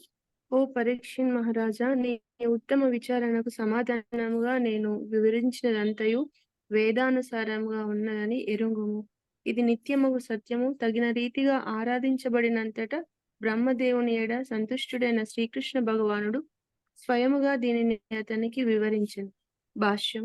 ఆధ్యాత్మిక ఆకాశమును చేరుటకు గల 2 మార్గములు భగవద్ధామమును చేరుట అనడి ప్రత్యక్ష విధానము, విశ్వములోని ఇతర ఉన్నత లోకముల ద్వారా క్రమానుగత విధానము, మరియు తద్వారా సమస్త భౌతిక బంధ విముక్తి అను విషయములు వేదానుసారమే ప్రతిపాదించబడినవి. యదా సర్వే ప్రముచ్యంతే కామాయస్య హృది శ్రితాః అత మర్త్యో మృతో భవత్యత్ర బ్రహ్మ సముష్ణుతే. బ్రహ్మధారణ్యకోపనిషత్తు 4.4.7. మరియు తేర్చి రవి సంభవంతి బృదః బృహదారణ్యకోపనిషత్తు 6.2.15 అనునవి ఈ సందర్భం గల వేద వచనములు అనగా ఒక నిమిషం సమస్త మాత్రమే భౌతిక కొంచెంసేపు డిస్కస్ చేద్దాం. సో ఇక్కడ మనకు ఈ 2 రెఫరెన్సెస్ ఇచ్చారు ఇక్కడ. మనకు బృహదారణ్య ఉపనిషత్తు నుంచి మళ్ళీ ఈ ఈ మనకు ఈ రెఫరెన్సెస్ ఇచ్చి ఇది వేదానుసారంగా ఈ విధంగా మనకు చెప్పారని క్లియర్గా మనకి ఇక్కడ చెప్పారనమాట. సో ఇదంతా వేదాలలో చెప్పబడింది ఈ యొక్క ఉపనిషత్తుల్లో. ఓకే మాత్రం చదవండి. అనగా సమస్త భౌతిక కోరికల అనగా హృదయ రుగ్మతలు నుండి విడివడిన వారు జన్మ మృత్యువులను జయించి అర్చి లోకముల ద్వారా భగవద్ధామమున ప్రవేశించుచున్నారని భావము. ఈ వేద వచనములు శ్రీమద్ భాగవత వచనమును రూఢిపరచుచున్నవి. అది తదుపరి శుకదేవ గోస్వామిచే ధృవపరచబడినది. దేవదేవుడగు శ్రీకృష్ణునిచే అనగా వాసుదేవుడు సత్యము వేదముల తొలి ప్రామాణికుడగు బ్రహ్మదేవునికి తెలుపబడినదని అతడు నిర్ధారించెను. ఒక్క నిమిషం శ్రీ మాత్రం. సో ఇక్కడ ఏం చెప్తున్నారంటే వేదాలలో ఇవన్నీ చెప్పబడ్డాయి. అలాగే శ్రీకృష్ణ భగవానుడు బ్రహ్మదేవుడికి ఇది ఉపదేశించాడు. ఆ విధంగానే మనకి ఇక్కడ శుకదేవ గోస్వామి ఏం చేస్తున్నాడు, పరీక్షిత్ మహారాజుకి చెప్తున్నాడు అనమాట. అది ఇక్కడ వివరిస్తున్నారు. ఎస్ మాతాజీ.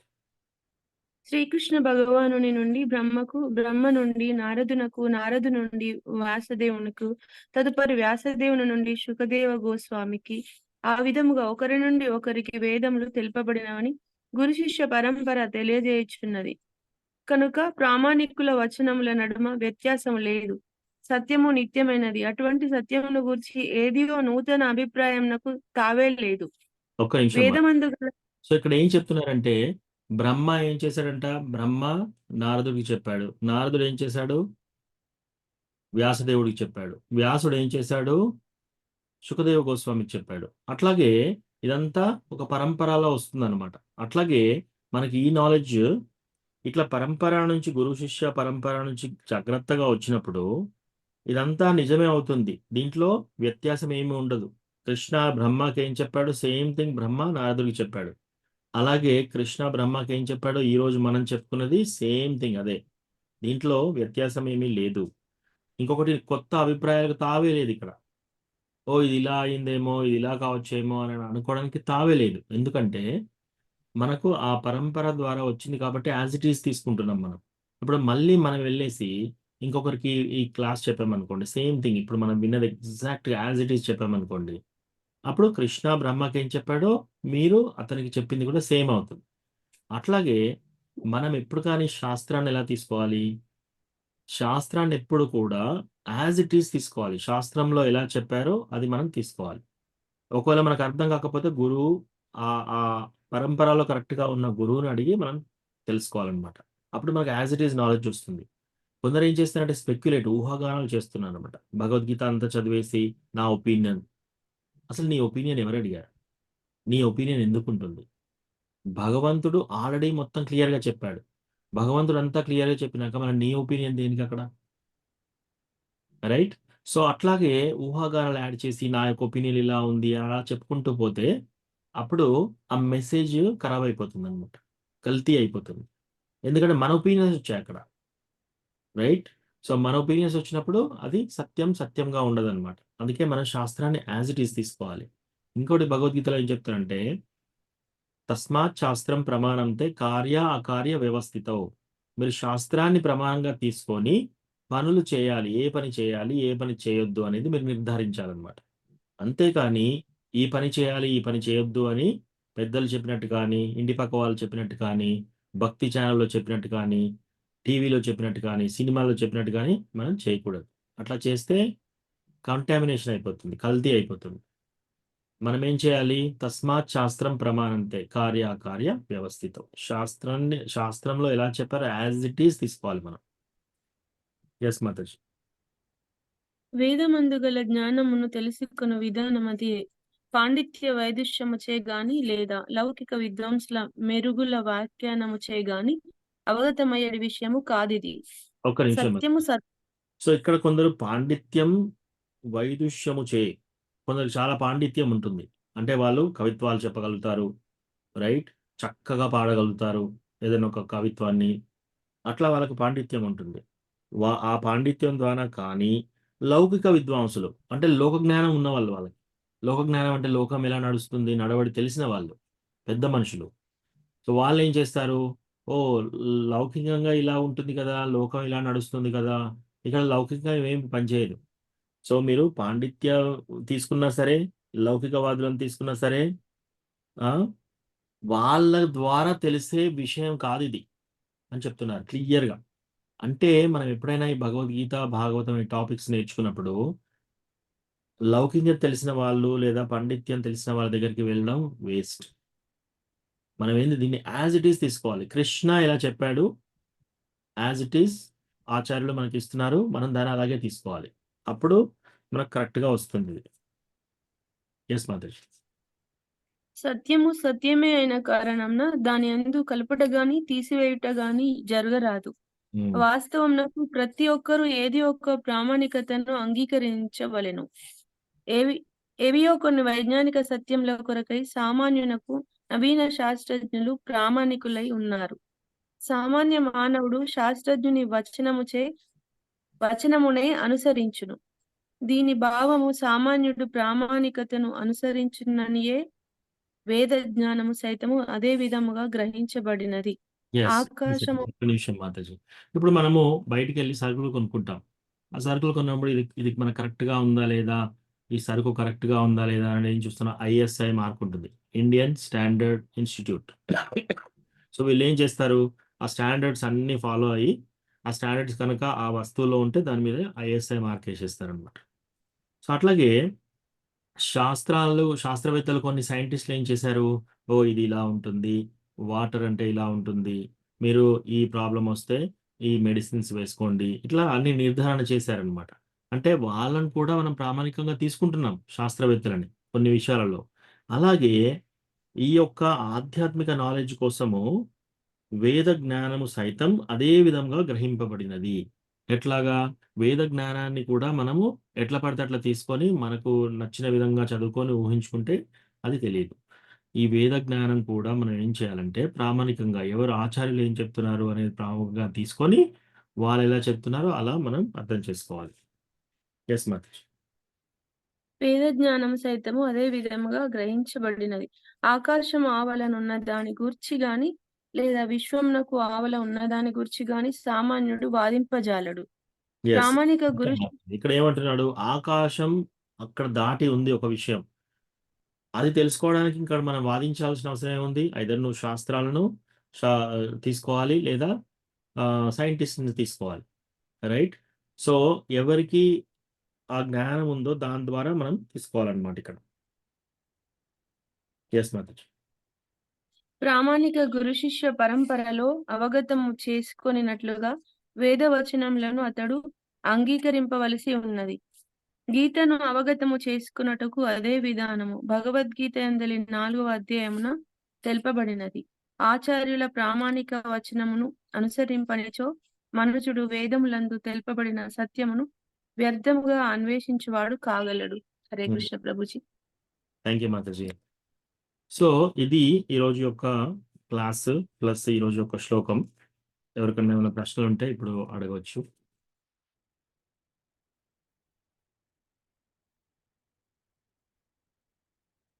అందరూ మ్యూట్లో ఉన్నారు. మీరు అన్మ్యూట్ చేసి అడగాలి.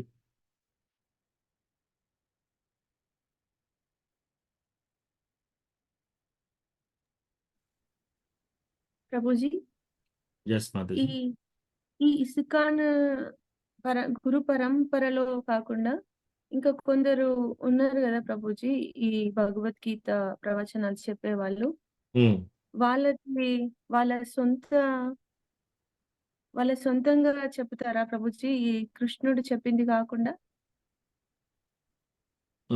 యెస్ మాతాజీ. యాక్చువల్‌గా మనకు 4 సంప్రదాయాలు ఉన్నాయన్నమాట. బోనాఫైడ్ సంప్రదాయాస్ అంటారు వీటిని. సో ఒక ఇస్కానే కాదు.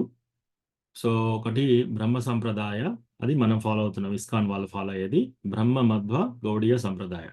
ఇది ఎక్కడి నుంచి వచ్చింది? బ్రహ్మ గారి నుంచి వచ్చింది. తర్వాత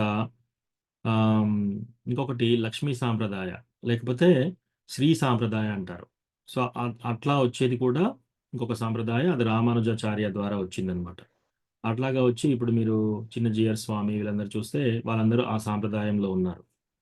మూడో వచ్చేసి ఏంటంటే శ్వేత సంప్రదాయం. రుద్ర సాంప్రదాయం. సో రుద్ర సాంప్రదాయ వచ్చేసి శివుని దగ్గర నుంచి ఈ సాంప్రదాయం స్టార్ట్ అయింది. అట్లాగే నింబార్కాచార్య, విష్ణు స్వామి వీళ్ళందరూ తీసుకెళ్లారు దాని ముందుకి. ఆ తర్వాత నాలుగోది కుమార సాంప్రదాయం. బ్రహ్మకి 4 కుమారులు ఉంటారు. ఆ కుమారాస్ నుంచి వచ్చిన సాంప్రదాయం ఇంకోటి. సో ఈ 4 సాంప్రదాయాస్ బోనఫైడ్. అంటే ఈ 4 సాంప్రదాయాలను కరెక్ట్గా మనం ఫాలో కావచ్చు. ఎట్లా? వాళ్ళ యొక్క గురు శిష్య పరంపరలో బ్రేక్ లేకుండా ప్లస్ కలుషితం లేకుండా ఉంటే అప్పుడు మీరు ఆ సాంప్రదాయాన్ని ఫాలో అయితే మీకు చక్కగా అర్థమవుతుంది.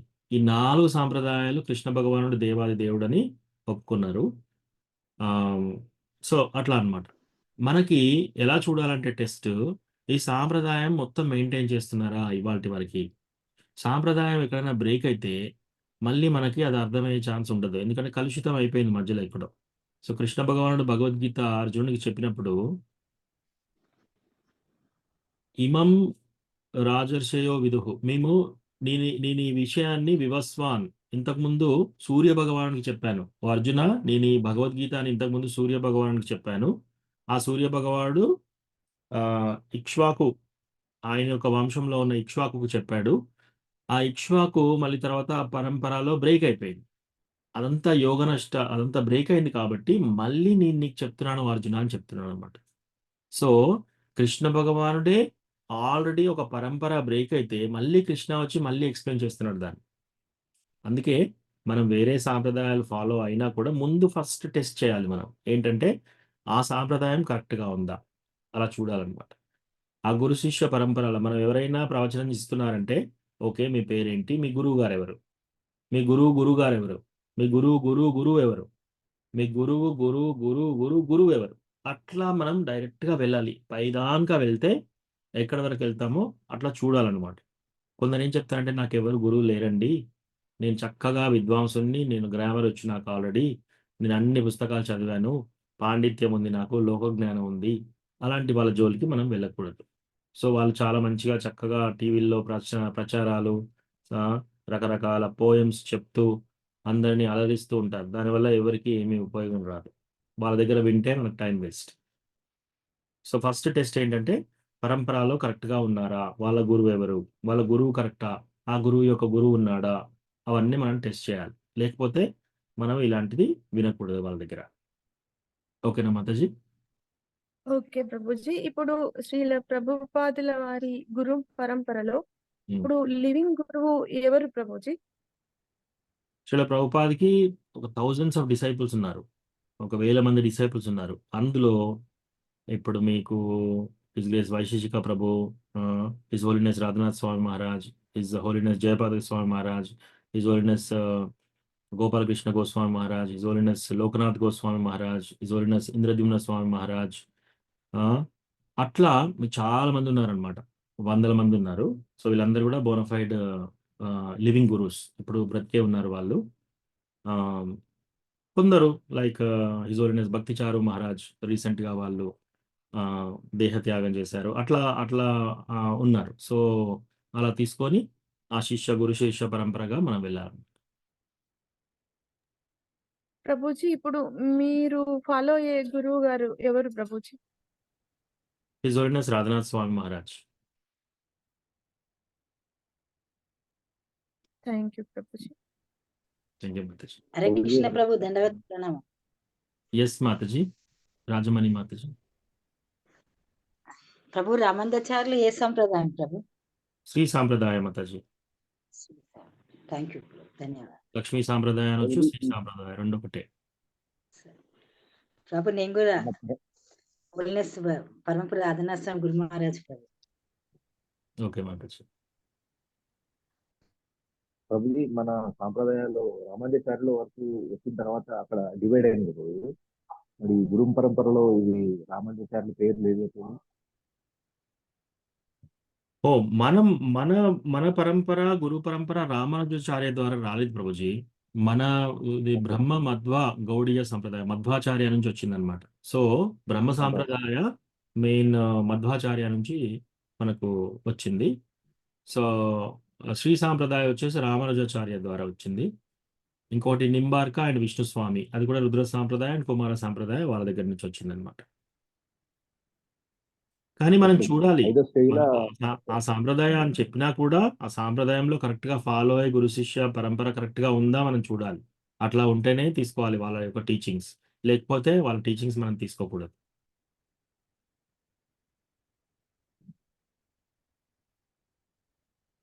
మధ్వాచార్యులు రామానుజాచార్యులు వీళ్ళంతా ఒకే ప్రభు వాళ్ళ పైన గురువు ఉన్న అతని ప్రేమైన ప్రభు, వాళ్ళు వేరు వేరుగా వస్తుంది. వాళ్ళు వేరు వేరు వ్యక్తులు ప్రభు. మధ్వాచార్య వేరు వ్యక్తి, వేరే ఆచార్య. రామానుజాచార్య వేరే ఆచార్య. అలా వాళ్ళు వేరు వేరు.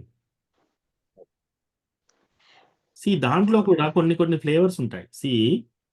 ఇప్పుడు మీరు శ్రీ సాంప్రదాయ తీసుకుంటే వాళ్ళు వైకుంఠం గురించి ఎక్కువ చెప్తారు, ప్లస్ నారాయణ గురించి ఎక్కువ చెప్తారు.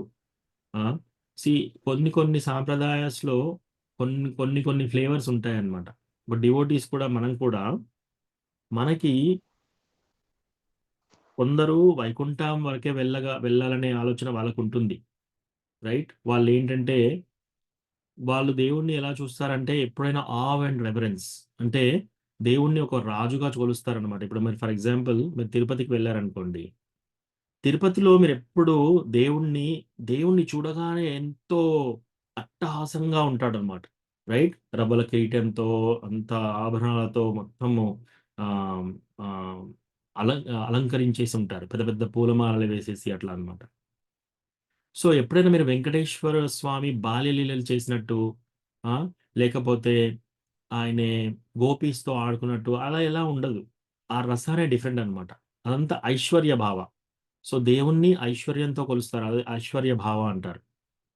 అంటే దేవుడు ఒక రాజులాగా చూస్తారన్నమాట. అక్కడికున్న భక్తులందరూ కూడా అలాగే, మీరు ఐశ్వర్యంలో ఉన్న రాజు, నేను మీకు దాసుణ్ణి. అది వాళ్ళ యొక్క రిలేషన్షిప్. అదే మీరు అయోధ్యకు వెళ్ళారనుకోండి, రామచంద్రాన్ని తీసుకున్నారనుకోండి, రామచంద్రాన్ని కూడా కొందరు రాజులాగా చూస్తారు, కొందరు ఫ్రెండ్ లాగా కూడా చూస్తారు. ఫర్ ఎగ్జాంపుల్ సుగ్రీవుడు ఉన్నాడు, సుగ్రీవుడు ఏం చేస్తాడు, రామచంద్రాన్ని ఒక ఫ్రెండ్ లాగా చూస్తాడు. అదే హనుమంతుడు ఉన్నాడు, హనుమాన్, ఆయన రామచంద్రుడిని ఆయన యొక్క సేవకుడి లాగా, హనుమంతుడు ఎప్పుడు దాస్య భావంలోనే చూస్తారు. ఎస్, దాస్య భావం. అలాగే మీరు ద్వారకాకి వెళ్ళారనుకోండి, రుక్మిణి ద్వారకాధీష్. సో రుక్మిణీదేవి వాళ్ళు ఎలా కొలుస్తున్నారు, కృష్ణ భగవాన్ని భర్తగా కొలుస్తున్నారు అనమాట. సో అది వాళ్ళ యొక్క భావం. అక్కడ కూడా కొంచెం ఐశ్వర్య భావం అలా ఉంటుంది. అక్కడ ఇంకేంటి, అక్కడ దేవుణ్ణి కూడా పెళ్లి చేసుకోవచ్చు అని, ప్లస్ దేవుణ్ణి భర్తగా చూస్తున్నారు వాళ్ళు. ఇప్పుడు బృందావన్లో ఏం చేస్తున్నారు అంటే పరకీయ భావ, అంటే బృందావన్లో వాళ్ళు ప్రియుడిగా చూస్తున్నారు, భర్తగా కాదు కానీ ప్రియుడిగా చూస్తున్నారు. సో అది వాళ్ళ యొక్క భావం. సో డివోటీస్ కూడా మనందరికీ కూడా ఒక ఆల్రెడీ ఎస్టాబ్లిష్ రిలేషన్షిప్ ఉంది కృష్ణ భగవానుడితో. ప్రతి ఒక్క డివోటీకి సపరేట్ రిలేషన్షిప్ ఎస్టాబ్లిష్ అయిపోయి ఉంది. దాన్ని మనం ఇప్పుడు గుర్తించాలి, అంతే. మనం మర్చిపోయాము, దాన్ని మనం గుర్తించాలి. అలాగని ఇప్పుడు మనం కొత్త రిలేషన్షిప్ చేయాల్సిన అవసరం లేదు. మనం ఎప్పుడైతే చాంటింగ్ చేస్తామో మనం ఆటోమేటిక్గా మన యొక్క రిలేషన్షిప్ కృష్ణతో ఏంటి, నేను దాస్య భావంలో ఉన్నానా, నేను సఖ్య భావంలో ఉన్నానా, నేను గోపీస్ లాగా వాత్సల్య భావంలో ఉన్నానా, మాధుర్య భావంలో ఉన్నానా, ఇవన్నీ మనకు రివీల్ అవుతాయి. ఆల్రెడీ మనకు ఆ భావం ఆల్రెడీ ఎస్టాబ్లిష్ అయిపోయింది, మనం మర్చిపోయాం. దాన్ని మనం తెలుసుకోవాలి. అందుకే కొందరు డివోటీస్ కొన్ని భావాలకి ఆటోమేటిక్గా అట్రాక్ట్ అయిపోతారు. కొందరికి ఐశ్వర్య భావం అంటే న్యాచురల్గా వెళ్ళిపోతారు, కొందరు దాస్య భావం అంటే న్యాచురల్గా వెళ్ళిపోతారు, కొందరు గోపీ భావం, గోపీస్ లాగా మాధుర్య రస న్యాచురల్గా వెళ్ళిపోతారు. సో మీకు వచ్చే న్యాచురల్ భావం, నాకు వచ్చే న్యాచురల్ భావం, లేదా అనిల్ ప్రభు ఉన్నాడు, ఆయనకు వచ్చే న్యాచురల్ స్వభావం, గురుక్రమ పరమేశ్వర ప్రభు ఉన్నాడు, ఆయనకు కృష్ణతో ఉన్న రిలేషన్షిప్ డిఫరెంట్ ఉండొచ్చు. సో అట్లా ఎవరెవరు వాళ్ళ యొక్క ప్రేమ భావం ఎలా ఉంటుందో అటువంటి రసాకి అట్రాక్ట్ అవుతారు, అటువంటి ఇన్స్టిట్యూషన్లోకి వాళ్ళు వెళ్ళే ఛాన్స్ ఉంటుంది. సో అట్లా అనమాట. ఈ రకరకాలుగా ఉన్నా కూడా సాంప్రదాయస్ అవి కూడా బోనఫైడ్ సాంప్రదాయాస్. ఒకటి మీరు వైకుంఠకు తీసుకెళ్తుంది, ఒకటి మీకు అయోధ్య తీసుకెళ్తుంది, ఒకటి మీకు గోలోక బృందావన్ తీసుకెళ్తుంది, ఒకటి మీకు ద్వారకాకు తీసుకెళ్తుంది. అందులో మీరు సంతోషంగానే ఉంటారు. హరే కృష్ణ ప్రభుజీ. ఈ మాతాజీ ఒక నిమిషం మాతాజీ. కరుణామయ కృష్ణమూర్తి ప్రభు, మీ క్వశ్చన్ అడ్రస్ అయిందా ప్రభు? Yes yes thank you. Yes ప్రభు.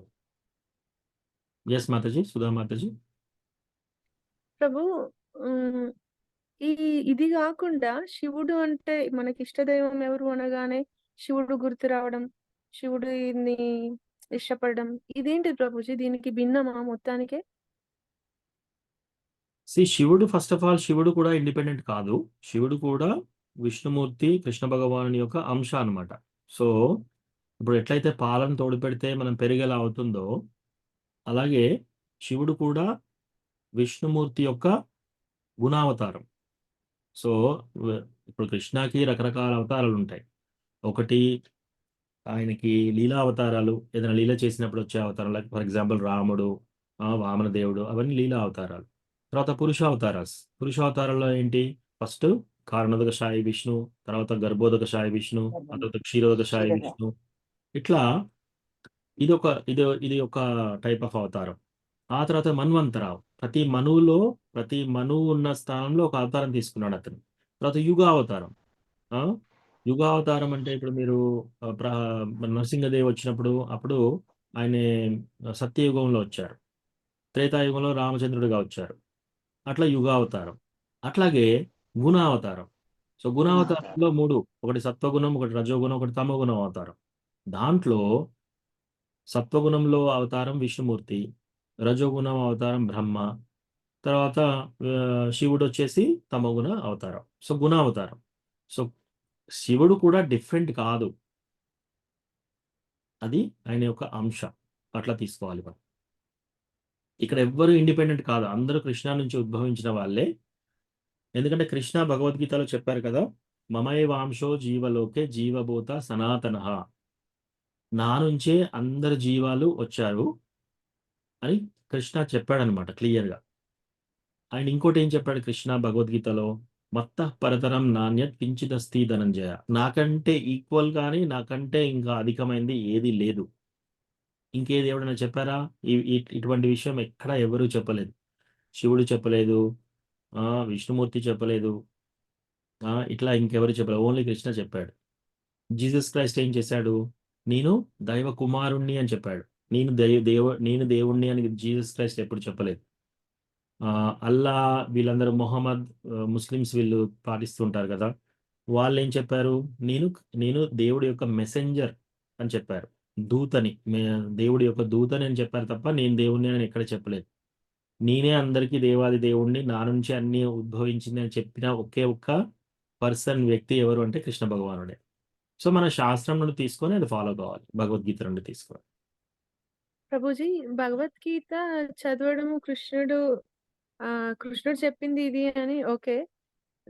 ఈ శివుణ్ణి ఇష్టపడము, శివుణ్ణి మామూలుగా ఒక్కొక్కరికి ఒక్కొక్కరు అంటే ఇష్టం ఉన్నట్టు, అంటే మనం శివుణ్ణి ఇష్టపడిన వాళ్ళు తమో గుణంలో ఉన్నట్ట ప్రభుజీ? లేదు, అట్లా ఏం లేదు. శివుణ్ణి కూడా ఇష్టపడచ్చు. ఇప్పుడు పార్వతీదేవి ఉంది, సతీ, ఆమెకు ఆటోమేటిక్గా శివుడి మీద అట్రాక్షన్ ఉంది. సో అట్లా అని ఆమె తమో గుణంలో ఉందంటే అట్లేం లేదు.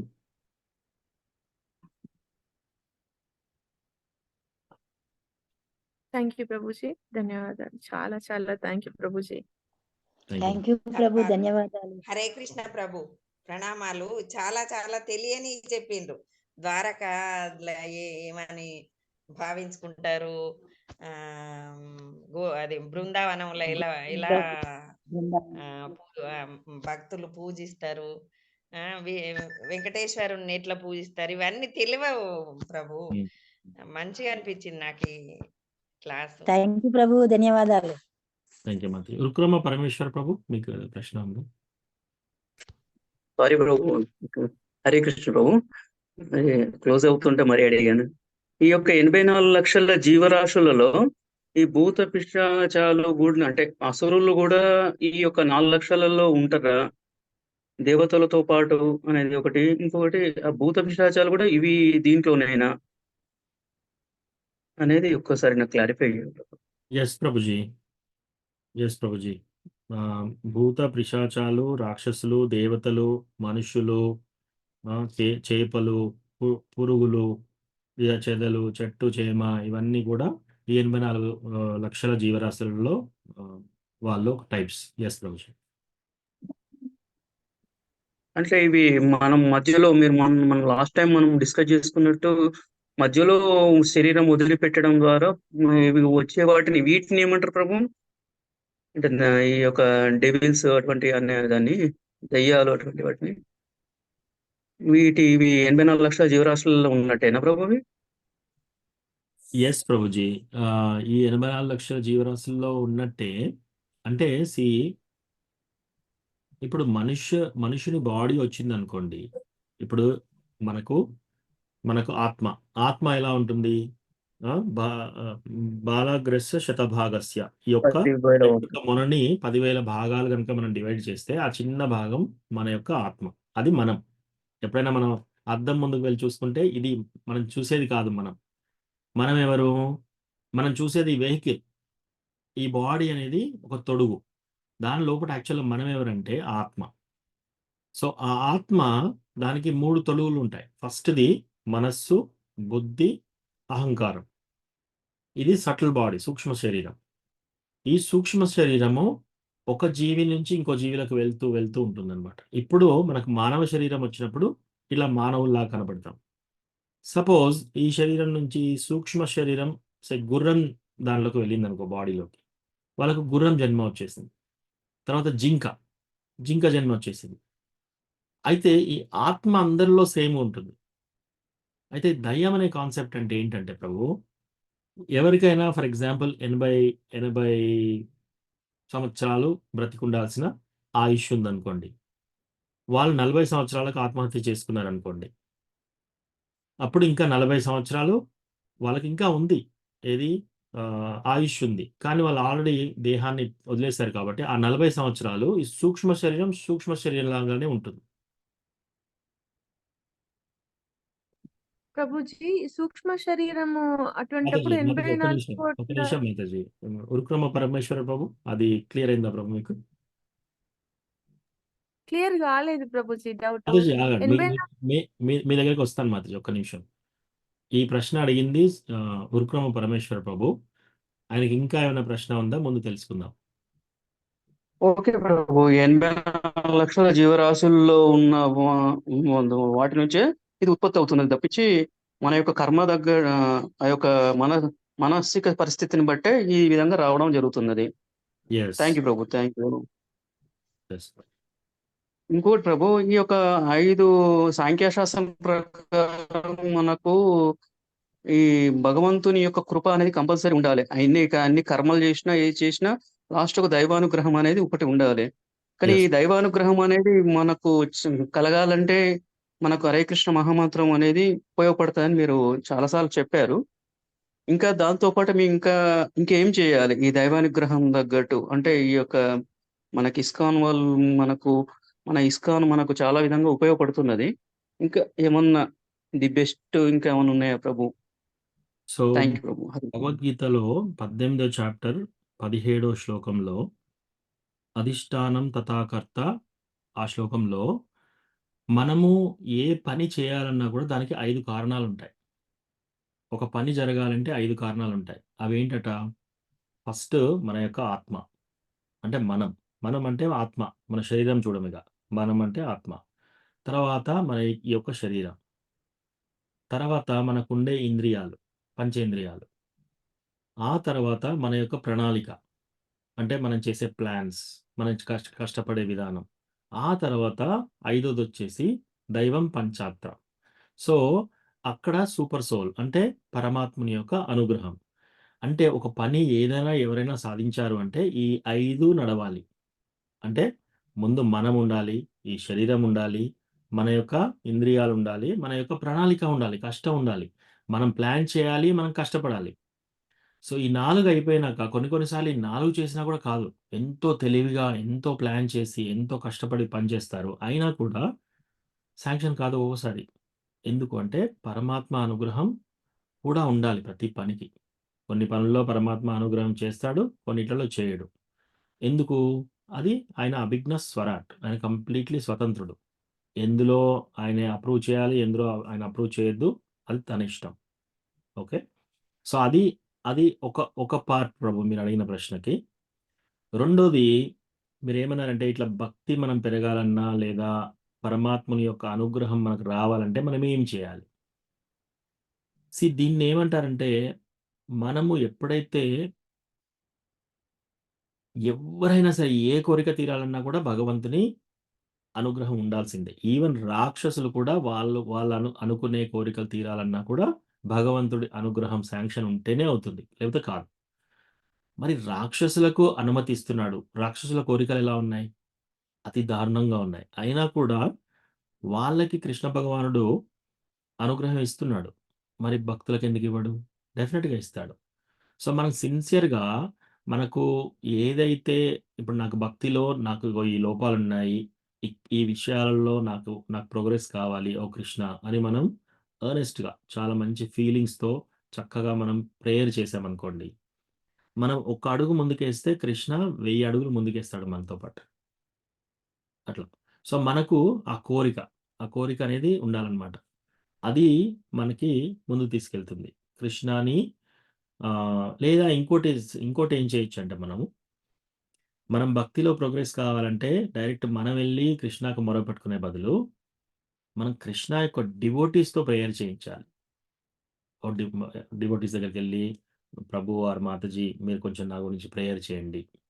నాకిక్కడ ఈ ప్రాబ్లమ్ ఉంది. నేను ఇది అధిగమించడానికి నాకు చాంటింగ్ మంచిగా కావడానికి లేదా ఇప్పుడు నేను 4 రౌండ్‌లే చాంటింగ్ చేస్తున్నాను. నేను 8 రౌండ్‌లు చాంటింగ్ చేయడానికి ఇట్లా.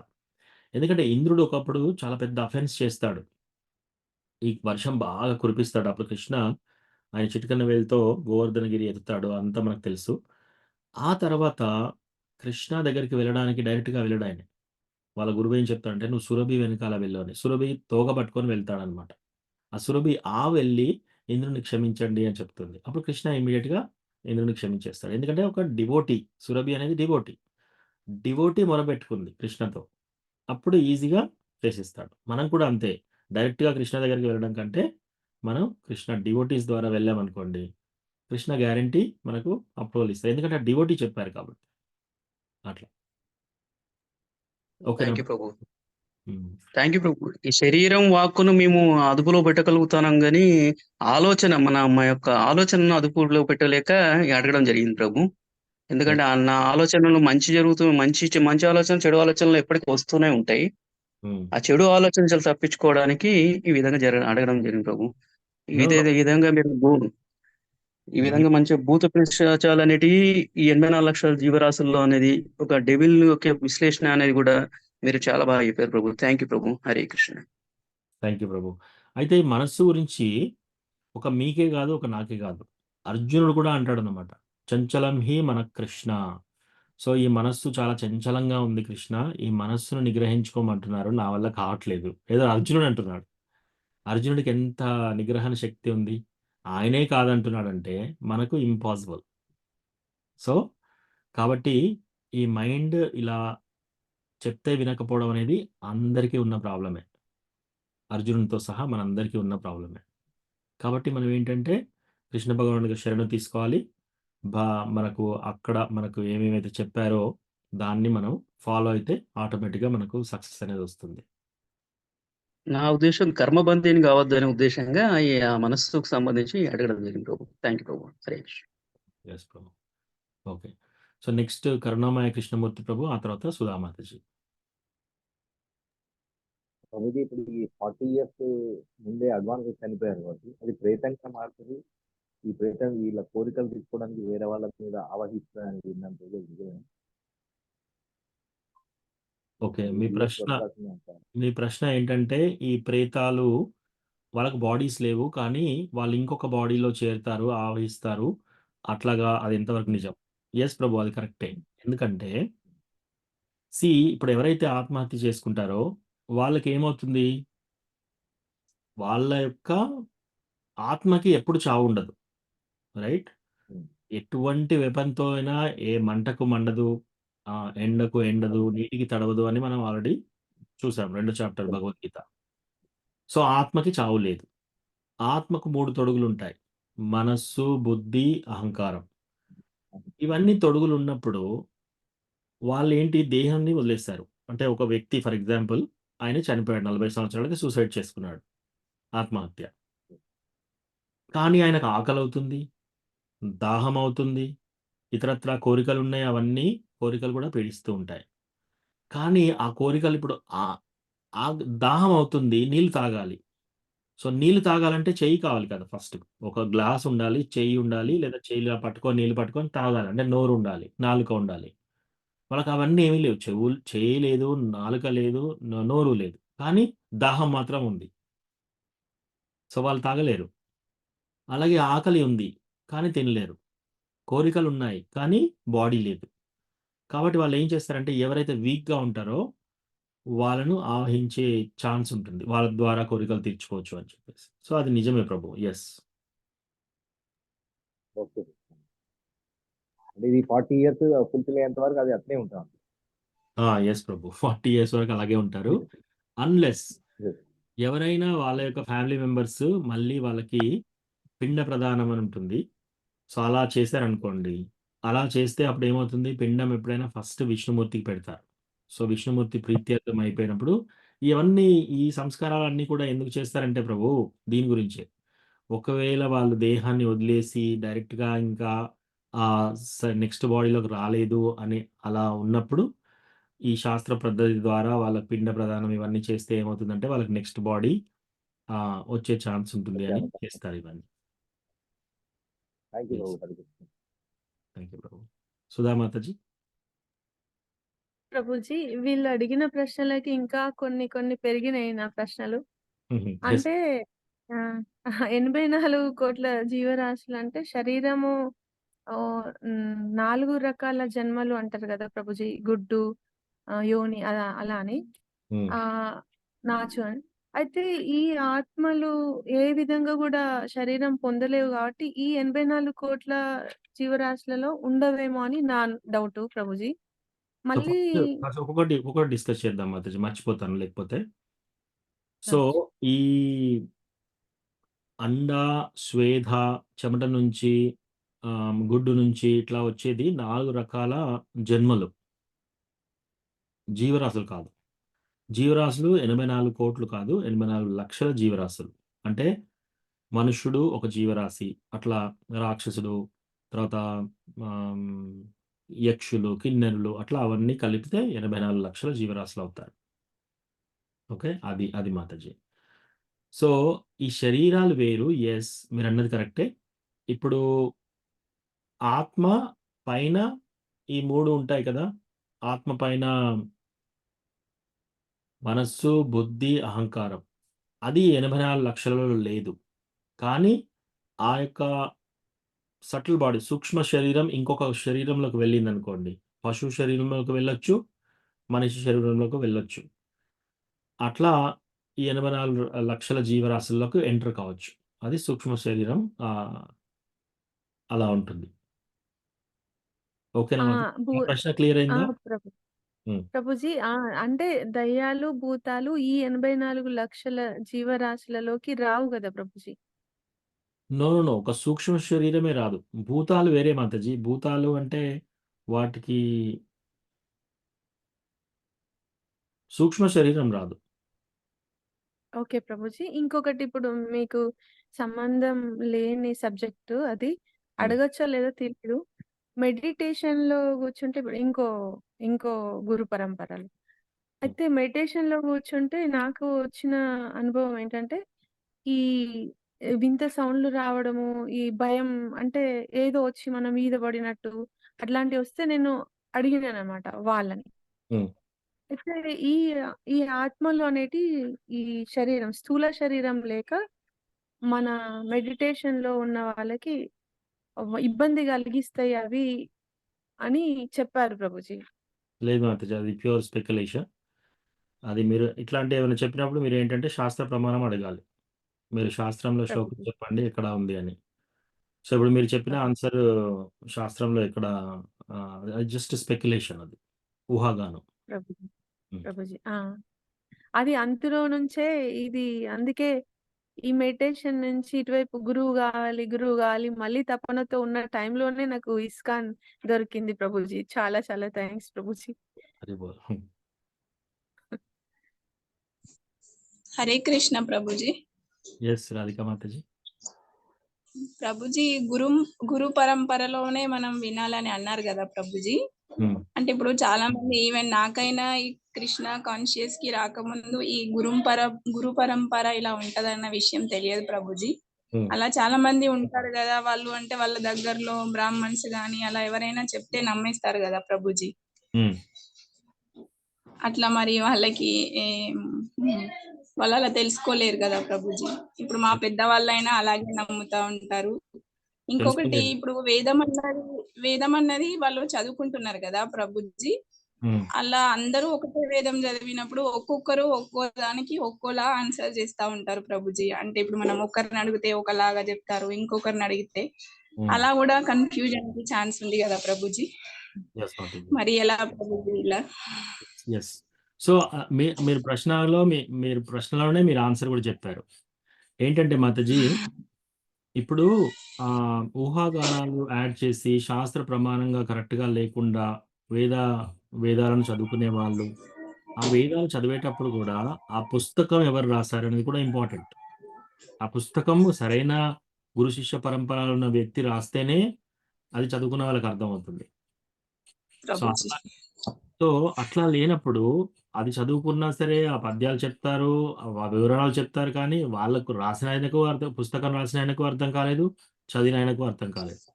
సో అట్లా ఏమి ఉపయోగం ఉండదు అక్కడ. ఎస్, టైం వేస్ట్ చేసుకోవచ్చు, కావాలంటే అవన్నీ వినొచ్చు, వినడానికి కొన్ని బాగానే ఉంటాయి. కొందరు ఏమంటారంటే భగవద్గీత చదివారు అంటే భగవద్గీత యొక్క సారాంశం ఏంటి అంటే వాళ్ళు చెప్పలేరు. మనం చక్కగా బతకాలి, మంచిగా బతకాలి, నలుగురికి హెల్ప్ చేయాలి, ఇట్లా అంటారు. అక్కడ ఏముంది భగవద్గీతలో ఒక శ్లోకం చూపించండి నలుగురికి హెల్ప్ చేయాలనేది, లేకపోతే అహింస. సో లైక్ మహాత్మా గాంధీ వీళ్ళందరూ ఏం చేశారంటే భగవద్గీత పట్టుకొని అహింస బోధించారు. సో అహింస, మీరు హింస వదిలేయండి అని. ఎస్, భగవద్గీతలో మీరు అహింస ఎక్కడుంది? అర్జునుడు ఆల్రెడీ నేను అహింస చేస్తాను అంటే లేదు అని చెప్పి మొత్తం భగవద్గీత అయిపోయినాక మళ్ళీ ఆయనే యుద్ధం చేశాడు, అందరినీ చంపేశాడు. సో అట్లా అక్కడ అహింస ఎలా ఉంది? అందుకే మనము ఎప్పుడైనా గురువు ద్వారా, ఆ గురు శిష్య పరంపర కరెక్ట్గా ఉన్న వ్యక్తి ద్వారా మనం భగవద్గీత వింటేనే అర్థమవుతుంది. ఇంకొక శ్లోకంలో కృష్ణ అని చెప్తాడు, భక్త్యామామ బిజానాతి యావాన్ యశ్చాస్మి తత్వతః. నేను నా భక్తుల తప్ప ఇంకెవరికి అర్థం కాను. సో ఒకవేళ భగవద్గీత అంతా చదివినా కూడా వాళ్ళ కృష్ణ భక్తులు కాకపోతే వాళ్ళకి అసలు భగవద్గీత అర్థం కాదు. సో ఈవెన్ భగవద్గీత మనము ఓన్లీ ఒక శాస్త్రవేత్తగా నేను దాన్ని చదువుకుంటాను అని వచ్చినా కూడా కృష్ణ భగవానుని భక్తులకు తప్ప వేరే వాళ్ళకి అది అర్థం కాదు, ఆ మెసేజ్ అర్థం కాదు. ఓకేనా మాతాజీ? ఓకే ప్రభుజీ. అంటే చాలా మంది వాళ్ళు చెప్పిందే మనం ఎంత చెప్పినా ఇలా నమ్మట్లేదు కదా ప్రభుజీ, వాళ్ళదే ప్రామాణికంగా తీసుకుంటున్నారు.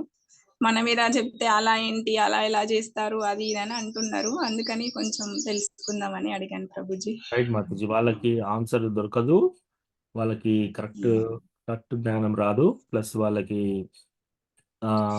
ఇంకా యోగం రాలేదు అని అర్థం చేసుకోవాలి మనం. ఎందుకంటే ఏషాం కొంతగత పాపం. సో ఇక్కడ కృష్ణ భగవానుడు ఏం చెప్తున్నాడంటే, ఈ యొక్క భగవద్గీత కృష్ణ భగవానుడి భక్తులకి రావాలంటే ఏషాం త్వంతగతం పాపం, మీ యొక్క పాపాలన్నింటినీ పోయిన తర్వాతనే ఇందులోకి ఎంటర్ కాగలుగుతారు ఈ సబ్జెక్ట్ మ్యాటర్లోకి. సో కొందరికి ఇంకా అవి ఉన్నాయనుకోండి, వాళ్ళు ఎంటర్ కాలేరు, లేకపోతే వాళ్ళకి లోపల వాళ్ళ యొక్క స్వభావము రకరకాలుగా ఉంటుంది. మాత్రం దానికి సరెండర్ కావాలి. ఫస్ట్ ఆఫ్ ఆల్ మీరు శరణాగతి తీసుకోవాలి, ఒక గురువు దగ్గర కానీ డివోటీస్ దగ్గర శరణాగతి తీసుకోవాలి. అప్పుడే కానీ మీకు కృష్ణ భగవానుడి మెసేజ్ అర్థం అవడం మొదలవుతుంది. వాళ్ళు తీసుకోవడానికి రెడీ కాలేదు అనుకోండి, కృష్ణ వాళ్ళకి అది రివీల్ చేయడం అన్నమాట. ఎలాగంటే ఇప్పుడు కృష్ణని ఫిజికల్ గా చూశారు ఎవరు? దుర్యోధనుడు చూశాడు, ధృతరాష్ట్రుడు ఆయన సభలో వచ్చినప్పుడు విన్నాడు, కర్ణుడు చూశాడు. వీళ్ళందరూ వాళ్ళు ఫిజికల్ గా కళ్ళతో చూసినా కూడా ఆయన దేవాది దేవుడు అని నమ్మలేదు. అలాగే ద్రౌపది, పాండవులు అందరూ నమ్మారు. సో అట్లాగే అన్ని రకాల డివోటీస్ ఉంటారు, అటు నాన్ డివోటీస్ ఉంటారు. కొందరు ఇప్పటికైనా నమ్ముతారు, కొందరు నమ్మరు. సో అట్లా ఆ మెసేజ్ని బట్టి వాళ్ళ యొక్క స్పిరిచువల్ ఇంక్లినేషన్స్ ఎలా ఉన్నాయి అవన్నీ కూడా ఉంటాయన్నమాట. ఓకే ప్రభుజీ, థ్యాంక్ యూ ప్రభుజీ. హరే కృష్ణ ప్రభుజీ. హరే కృష్ణ. హరే కృష్ణ ప్రభుజీ, ప్రణామాలు ప్రభుజీ. హరే కృష్ణ. తులసి మాత చాలా టైం అయిపోయింది ప్రభు, మా ప్రశ్నలకు సమాధానాలు చెప్తూనే ఉంటారు ఇంకా మీరు. లేదు మాతాజీ, పర్వాలేదు మాతాజీ. మీకు ఏమైనా ప్రశ్న ఉందా మాతాజీ? మాతాజీ ప్రభుజీ ఇలా క్వశ్చన్స్ అడుగుతుంటే ఇలా మీరు ఇస్తుంటే సమాధానం ఇలాగే ఉండిపోవాలనిపిస్తుంది ప్రభుజీ. గురు పూజకు లేట్ అవుతుందని సెలవు తీసుకుంటున్నా Prabhuji. Hare Krishna. Okay Mataji, thank you, ధన్యవాదాలు. థ్యాంక్ యూ ప్రభు. హరే కృష్ణ, ధన్యవాదాలు ప్రభు. ఈ ద్వారా ఎన్ని విషయాలు తెలుసుకుంటున్నాం. హరే ధన్యవాదాలు. 1 year మిస్ అయిపోయిన ప్రభుజీ, నిన్నైతే ఎంత వేస్ట్ అయిపోయిందో టైం ఎంత నాకు. లేదు మాతాజీ, మీరు ఆల్రెడీ భక్తిలో చాలా సీనియర్ మాతాజీ. అమ్మో అంత అనకండి ప్రభుజీ. చీమ కొనగోరు అంత కూడా కాదు ప్రభుజీ, నాది ఒక చిన్న చీమ కొనగోరు అంత కూడా కాదు. ఇది మీ యొక్క వినమ్రత భావం మాతాజీ. అమ్మో అంత లేదు ప్రభు. హరే కృష్ణ ప్రభుజీ, ధన్యవాదాలు ప్రభు. ధన్యవాదాలు. ఓకే ప్రభుజీ చిన్న కొద్ది ప్రభుజీ, ఇట్లా మీరు భక్తులు అడుగుతున్న ప్రశ్నలకు సమాధానాలు ఇస్తూ మీరు ఇంత విలువైన టైం కూడా మా కోసం కేటాయిస్తూ ఇట్లా చెప్తుంటే కూడా మేము పనులు ఉన్నాయని అది ఇదని వెళ్ళడము అది అపరాధమే అవుతుందా ప్రభుజీ? వినకుండా అపరాధం ఏం కాదు. కానీ ఇప్పుడు మన కృష్ణ కథ, కృష్ణ భగవానుడి కథ, కృష్ణ భగవాని యొక్క ప్రసాదము, కృష్ణ భగవాని యొక్క వస్త్రాలు అన్ని సేమ్ మాతాజీ. సో ఇప్పుడు మనం చాంటింగ్ చేస్తున్నాము, మనం ఏంటి హరే కృష్ణ కృష్ణ కృష్ణ హరే హరే, హరే రామ రామ రామ హరే హరే. తర్వాత ఏదైనా సినిమా చూసుకుంటూ లేదా న్యూస్ ఛానల్ చూసుకుంటూ ఇలా చాంటింగ్ చేస్తున్నాం అనుకోండి, అప్పుడు మనం ఏంటంటే కృష్ణ యొక్క నామము, కృష్ణ భగవానుడు సేమ్. సో ఇప్పుడు మనం ఎవరన్నా సపోజ్ మన ఇంటికి ఒక మంచి ముఖ్యమైన వ్యక్తి మన ఇంటికి వచ్చాడు అనుకోండి, ఆయన్ను అలా మనము చూస్తూ మనం ఇంకా వేరే వేరే పనులు చేస్తున్నాం, వాళ్ళతో మాట్లాడుతున్నాం, వీళ్ళతో మాట్లాడుతున్నాం, ఆయన అక్కడ ఉండగా. అట్లా మనం చేయం కదా. సో అట్లాగే చాంటింగ్ చేసేటప్పుడు అలా చేయాలి. కృష్ణ భగవాన్ కథ కూడా మనం ఎంత అబ్జార్బ్డ్గా, ఎంత లీనమైపోయి వింటామో మనకి ఆ స్మృతులు అలా ఉంటాయి. సో ఫ్యూచర్లో అంతకాలైచ మామేవ స్మరణముక్త్వా కలేవరం, మన లాస్ట్ గడియలలో మనం ఏదైతే కథ వింటామో అది మనకు గుర్తుంటుంది. సో మనం చాలా అవి డిస్టర్బెన్సెస్తో ఉన్నాం అనుకోండి, మనం అందులో లీనం కాలేం. అపరాధం అంటే అపరాధం ఏమి కాకపోవచ్చు, ఎస్పెషల్లీ జూమ్లో. ఎందుకంటే మీకు డైరెక్ట్గా గుళ్ళో ఉండరు కాబట్టి ఏదైనా అర్జెంటుగా ఉంటే తీసుకోవచ్చు మాతాజీ. కానీ సాధ్యమైనంత వరకు కృష్ణ భగవాని కథను కూడా మనము జాగ్రత్తగా వింటే అది మనకి చాలా మన హృదయంలోకి వెళ్ళిపోతుంది. ఏదైనా సరే, కీర్తన అయినా సరే, కృష్ణ భగవాని కథ అయినా సరే, కృష్ణ భగవాని చాంటింగ్ అయినా సరే, మనము అక్కడ కూర్చొని జాగ్రత్తగా వింటే అది మనము భక్తిలో పురోగతి ఎక్కువ ఉంటుంది. లేకపోతే మనం మిస్ అవుతాం కదా, టాపిక్స్ అన్ని మిస్ అయిపోతాం, మనకే అర్థం కాదు. చివరి వరకు వినడమే మనకు మంచిది అనమాట. ఎస్ మాతాజీ, వీలైతే yes. Hare Krishna. Thank you Prabhuji, thank you. ఎవరైతే భగవద్గీతను ముగ్గురు విన్నారు ప్రత్యక్షంగా, అర్జునుడు, ధృతరాష్ట్రుడు, సంజయుడు, ముగ్గురికి 3 రకాలుగా అర్థమైంది. ఈ విధంగా మీరు మంచిగా ఎక్స్ప్లెయిన్ చేశారు ప్రభు. థ్యాంక్ యూ ప్రభు. ఓకే. హరే కృష్ణ. వాంఛా కల్పతరుభ్యశ్చ కృపా సింధుభ్యైవ చ పతితానాం పావనేభ్యో వైష్ణవేభ్యో నమః. ప్రభుజీ ధన్యవాదములు. ప్రభుజీ ఒక చిన్న డౌట్, అంటే మేము పాలన చేసుకుంటా వినొచ్చు కదా ప్రభు, తప్పదు ఇది కూడా? ఏంటి మాతాజీ, నాకు ప్రశ్న అర్థం కాలేదు. మేము అంటే ఇంటి పనులు అట్లా చేసుకుంటూ వినొచ్చా ప్రభుజీ? అంటే ఇప్పుడు వంట అట్లా చేసుకుంటూ వినొచ్చు, అది కూడా ఏమైనా అపరాధం అవుతుందా ప్రభుజీ? లేదు మాతాజీ, అపరాధం ఏం కాదు. మీరు పనులు చేసుకుంటూ కూడా వినొచ్చు. కానీ జాగ్రత్తగా వింటే మీకు అబ్జార్బ్ అయిపోతారు. అంటే దాన్ని చాలా ఇముడ్చుకోగలుగుతారు కేర్ఫుల్గా వింటే. మీరు పనులు చేసుకున్నా కేర్ఫుల్గా వింటే సరిపోతుంది. ఓకే. ఇంకొకటి ప్రభుజీ, ఇప్పుడు విష్ణుమూర్తి అంటే మీరు వెంకటేశ్వర స్వామి అలంకరణ ఇట్లా అన్నారు కదా, మన ఇస్కాన్ లో అయితే పూలతోనే అలంకరణ అనుకోవచ్చా ప్రభుజీ? నగలు ఇలాంటివి వేయరు కదా మనం. సో ఇస్కాన్లో కూడా కృష్ణ భగవానుని, రాధారాణి కృష్ణ భగవానుని అలంకరణ ఐశ్వర్య భావననే చేస్తారు. ఐశ్వర్య భావననే చేస్తారు. కిరీటం పెడతారు కదా, కిరీటం పెడతారు, నగలు అవి ఇవి పెడతారు కదా. సో ఐశ్వర్య భావాలను చేస్తారు. ఆ ఐశ్వర్య అంటే భావంలో వెంకటేశ్వర భగవంతుడు స్వామి అంత అలంకరణ భావం అయితే కనబడదు కదా ప్రభుజీ. అన్ని పూసలు అలాంటి వాడుతూనే ఉంటది ఎక్కువ ప్రభుజీ అలంకరణ. ఎస్ మాతాజీ. శ్రీల ప్రభుపాద ఏం చెప్పారంటే మన ఫ్లవర్స్ ఎక్కువ ఉంటుంది. డైరెక్ట్ బంగారంతో చేయకండి అని. ఎందుకంటే ఇవాళ రేపు టెంపుల్లో కూడా మీకు రియల్ గోల్డ్తో అవన్నీ అలంకరణలు చేశారనుకోండి, దొంగల ప్రాబ్లం ఎక్కువ ఉంటుంది. టెంపుల్ని సేఫ్ గార్డ్ చేయాలి, మనకు ఎటైనా మారదు. అది పెద్ద ప్రాబ్లం. సో అందుకని ప్రభుపాద మనకి ఏం చెప్పారంటే అలంకరించండి రకరకాల వాటితోటి, కానీ ఐశ్వర్య భావాలని మనం అలంకరించాలి. ఓకే ప్రభుజీ, థ్యాంక్ యూ ప్రభుజీ. Hare Krishna. Thank you. Okay, దండవత్ ప్రణామ్. హరే కృష్ణ. హరే కృష్ణ ప్రభుజీ, ప్రణామాలు ప్రభుజీ. హరే కృష్ణ. మీ దగ్గర టైం ఎంత అవుతుంది ప్రభుజీ? అంత నిద్రలో లేసి మా కోసం ఇన్ని గంటలు మీరు చేశారంటే చాలా చాలా ధన్యవాదాలు ప్రభుజీ. లేదు మాతాజీ, ఇక్కడ నాకు 8:40 అవుతుంది సాయంత్రం, రాత్రి. Okay okay. అంటే ప్లేస్ కూడా చేంజ్ ఉంటుంది ప్రభుజీ. ఇప్పుడు మా తమ్ముడు వాళ్ళకేమో మిడ్-నైట్ 11-12 అవుతుంది అంటున్నారు. అవును, చెప్పట్లేదు ఇప్పుడు. కొన్ని స్టేట్ ఇక్కడ టైం మారుతుంటుంది మాతాజీ.